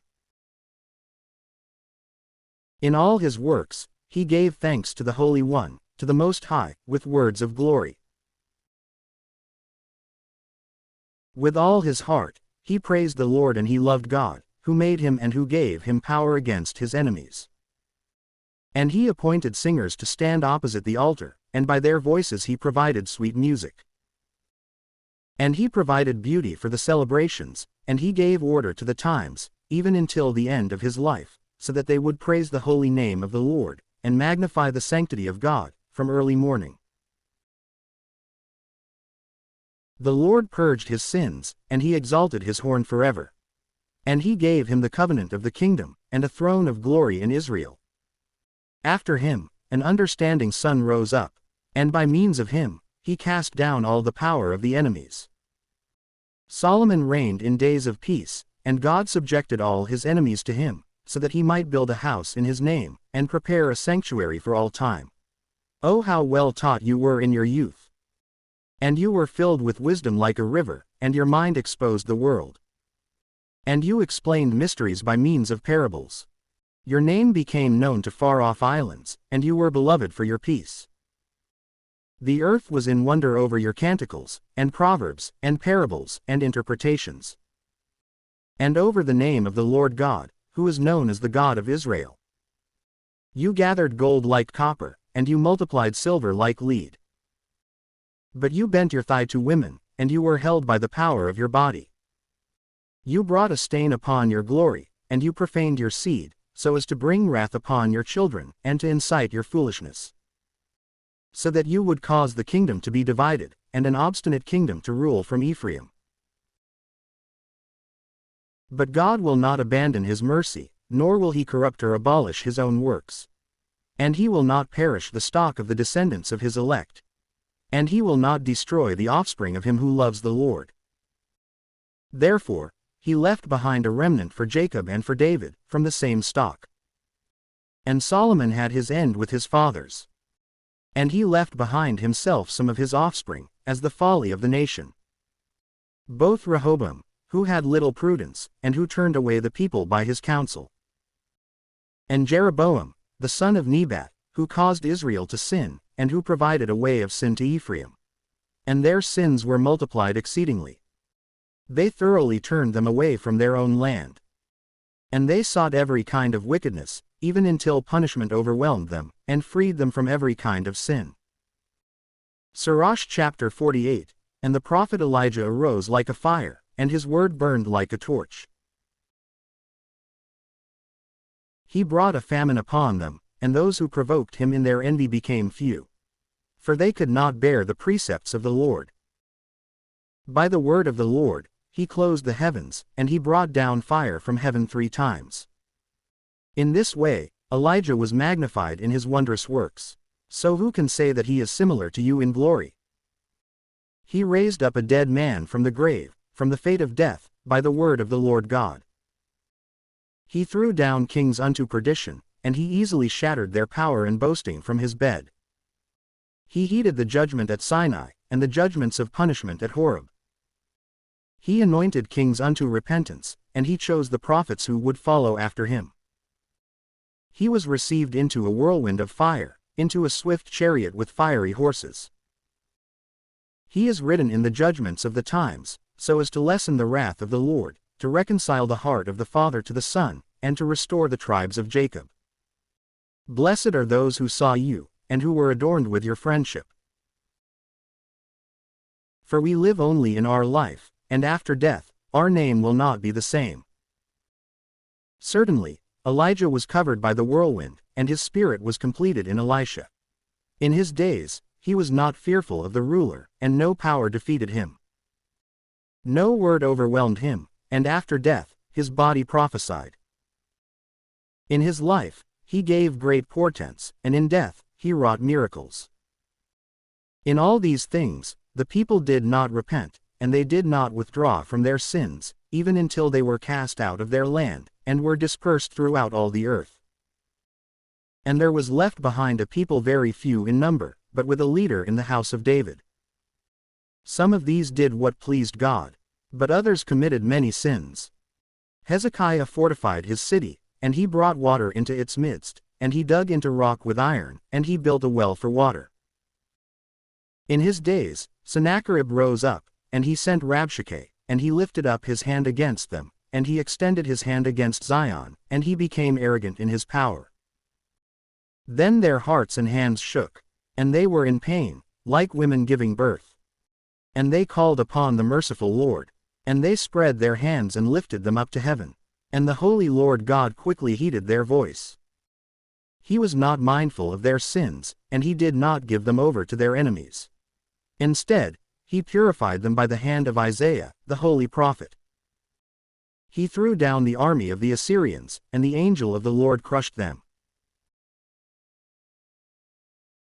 For Hezekiah did what pleased God, and he went with fortitude in the way of David his father, just as he had been commanded by Isaiah, a prophet great and faithful in the sight of God. In his days, the sun went backwards, and he added to the king's life. With a great spirit he saw the final things, and he consoled the mourners in Zion. He revealed the future, even the distant future, and hidden things before they occurred. Sirach chapter 49. The memory of Josiah is like a blend of fragrances composed by the work of a perfumer. His remembrance will be sweet like honey in every mouth, and like music at a banquet of wine. He was divinely directed for the repentance of the nation, and he took away the abominations of impiety. And he guided his heart toward the Lord, and during the days of sinners, he strengthened piety. Other than David, and Hezekiah, and Josiah, everyone committed sin. For the kings of Judah abandoned the law of the Most High, and they held contempt for the fear of God. For they gave their kingdom to foreigners, and their glory to a strange people. They set fire to the chosen city of sanctity, and they made its streets desolate, in accord with the hand of Jeremiah. For they treated him wickedly, though he was consecrated as a prophet from his mother's womb, to overthrow, and to root out, and to destroy, and also to rebuild and to renew. It was Ezekiel who saw a vision of glory, which was revealed to him with the chariot of the cherubim. For it called to mind the enemies under the figure of rain, to do good to those who have revealed the upright ways. And may the bones of the 12 prophets spring up from their place. For they strengthened Jacob, and they redeemed themselves with a virtuous faith. How will we magnify Zerubbabel? For he, too, was like a signet on the right hand. So also was Jesus, the son of Jozadak, who in their days built the house, and raised up a holy temple to the Lord, as a preparation for everlasting glory. And may Nehemiah be remembered for a long time. He raised up first the walls that had been torn down. And he made firm the gates and the bars. He raised up our houses. No one has been born upon the earth like Enoch. And he was also taken up from the earth. And there was no one like Joseph, who was a man born to be foremost among his brothers, the firmament of his clan, a guide to his brethren, the mainstay of his people. And his bones were visited, and after death, they prophesied. Shem and Seth obtained glory among men, and above every soul, at the very beginning, was Adam. Sirach chapter 50. Simon, the high priest, son of Onias, in his life, he propped up the house, and in his days, he strengthened the temple. Even the height of the temple was established by him, the double building and the high walls of the temple. In his days, waters flowed out from the wells, and these were full beyond measure, like the sea. He cared for his nation, and he freed it from perdition. He prevailed, so as to enlarge the city, and he obtained glory by his behavior among the people. And he enlarged the entrance of the house and of the atrium. He shined in his days like the morning star through the midst of a cloud, and like the full moon. And he shined forth in the temple of God in this manner, like the sun when it shines brightly. And like a rainbow shining amid clouds of glory, and like flowering roses in the days of spring, and like lilies along the water's edge, and like sweet-smelling frankincense in the days of summer. Like a fire shining brightly, and like frankincense burning within a fire. Like a vessel of solid gold, adorned with every precious stone. Like an olive tree producing buds, and like a cypress tree lifting itself on high, when he received the robe of glory and was vested with the consummation of virtue. He gave glory to the vestment of sanctity, when he ascended to the holy altar. Then, when he received the portions from the hands of the priests, he himself stood next to the altar. And around him was the crown of his brethren, like a cedar planted on a mountain of Lebanon. And they stood around him like palm branches, and all were sons of Aaron in their glory. Then the oblation of the Lord was in their hands, in the sight of the entire synagogue of Israel. And completing his service at the altar, so as to magnify the offering to the Most High King. He extended his hand to make a libation, and he offered from the blood of the grape. At the base of the altar, he poured out a divine fragrance to the Most High Prince. Then the sons of Aaron shouted. They sounded finely made trumpets, and they made a great noise, as a memorial in the sight of God. Then all the people at once hurried forward, and they fell to the ground on their faces, to adore the Lord their God, and to offer prayers to Almighty God Most High. And the singers of psalms raised their voices, and a full sweet sound increased in the great house. And the people petitioned the Most High Lord in prayer, even until the honor of the Lord was completed, and they finished offering their gifts. Then, descending, he extended his hands over the entire congregation of the sons of Israel, to give glory to God from his lips, and to glory in his name. And he repeated his prayer, wanting to reveal the virtue of God. And now, pray to the God of all, who has accomplished great things over all the earth, who has increased our days from our mother's womb, and who has acted toward us in accord with his mercy. May he give us joyfulness in heart, and may there be peace in our days, in Israel for unending days. So that Israel may trust the mercy of God to be with us, in order to free us in his days. 2 nations my soul hates, and a third, which I hate, is not a nation. Those who sit upon Mount Seir, and the Philistines, and the foolish people who live at Shechem. Jesus, the son of Sirach, of Jerusalem, who renewed wisdom from his heart, wrote the doctrine of wisdom and discipline in this book. Blessed is he who lives by these good things. Whoever places these things in his heart will be ever wise. For if he does these things, he will prevail in all things. For the light of God is upon his footsteps. Sirach chapter 51. The prayer of Jesus, the son of Sirach. I will confess to you, O Lord and King, and I will give praise to you, O God my Savior. I will acknowledge your name, for you have been my helper and protector. And you have freed my body from perdition, from the snare of the iniquitous tongue, and from the lips of those who forge lies. And you have been my helper in the sight of those who stood nearby. And you have freed me according to the multitude of the mercy of your name, from those who roared and prepared to devour. From the hands of those who sought my life, and from the gates of tribulation that surrounded me. From the oppression of the flames that surrounded me, and so I was not burned in the midst of the fire. From the depths of the bowels of hell, and from the defiled tongue, and from lying words, from an iniquitous king, and from an unjust tongue. My soul shall praise the Lord, even unto death. For my life was drawing near to hell below. And they surrounded me on every side, and there was no one who would help me. I looked around for the assistance of men, and there was none. Then I remembered your mercy, O Lord, and your works, which are from the very beginning. For you rescue those who persevere for you, O Lord, and you free them from the hands of the Gentiles. You exalted my habitation upon the earth, and I made supplication that death would pass away. I called upon the Lord, the Father of my Lord, so that he would not abandon me in the day of my tribulation, nor in the time of arrogance without assistance. I will praise your name unceasingly, and I will praise it with thanksgiving, for my prayer was heeded. And you freed me from perdition, and you rescued me from the time of iniquity. Because of this, I will give thanks and praise to you, and I will bless the name of the Lord. When I was still young, before I wandered astray, I sought wisdom openly in my prayer. I asked for her before the temple, and even to the very end, I will inquire after her. And she flourished like a newly ripened grape. My heart rejoiced in her. My feet walked in the right path. From my youth, I pursued her. I bent my ear a little and accepted her. I found much wisdom within myself, and I benefited greatly by her. I will give glory to him who gives wisdom to me. For I have decided that I should act according to wisdom. I have been zealous for what is good, and so I will not be confounded. My soul has struggled for wisdom, and in doing so, I have been confirmed.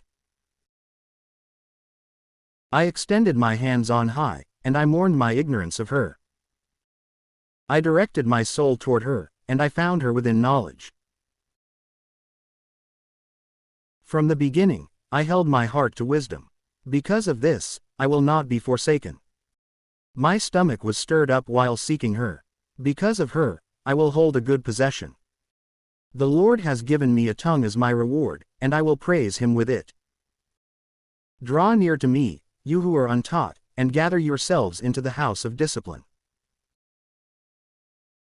Why are you reluctant, and what do you have to say about these things? Your souls are exceedingly thirsty. I have opened my mouth, and I have spoken. Buy wisdom for yourselves without silver. And subject your neck to her yoke, and let your soul accept her discipline. For she is close enough to be found. See with your own eyes how I have labored only a little, and have found much rest for myself. Take up discipline, as if it were a great sum of money, and possess an abundance of gold in her. Let your soul rejoice in his mercy. for you will not be confounded by his praise. Accomplish your work before the time, and he will give you your reward in his time.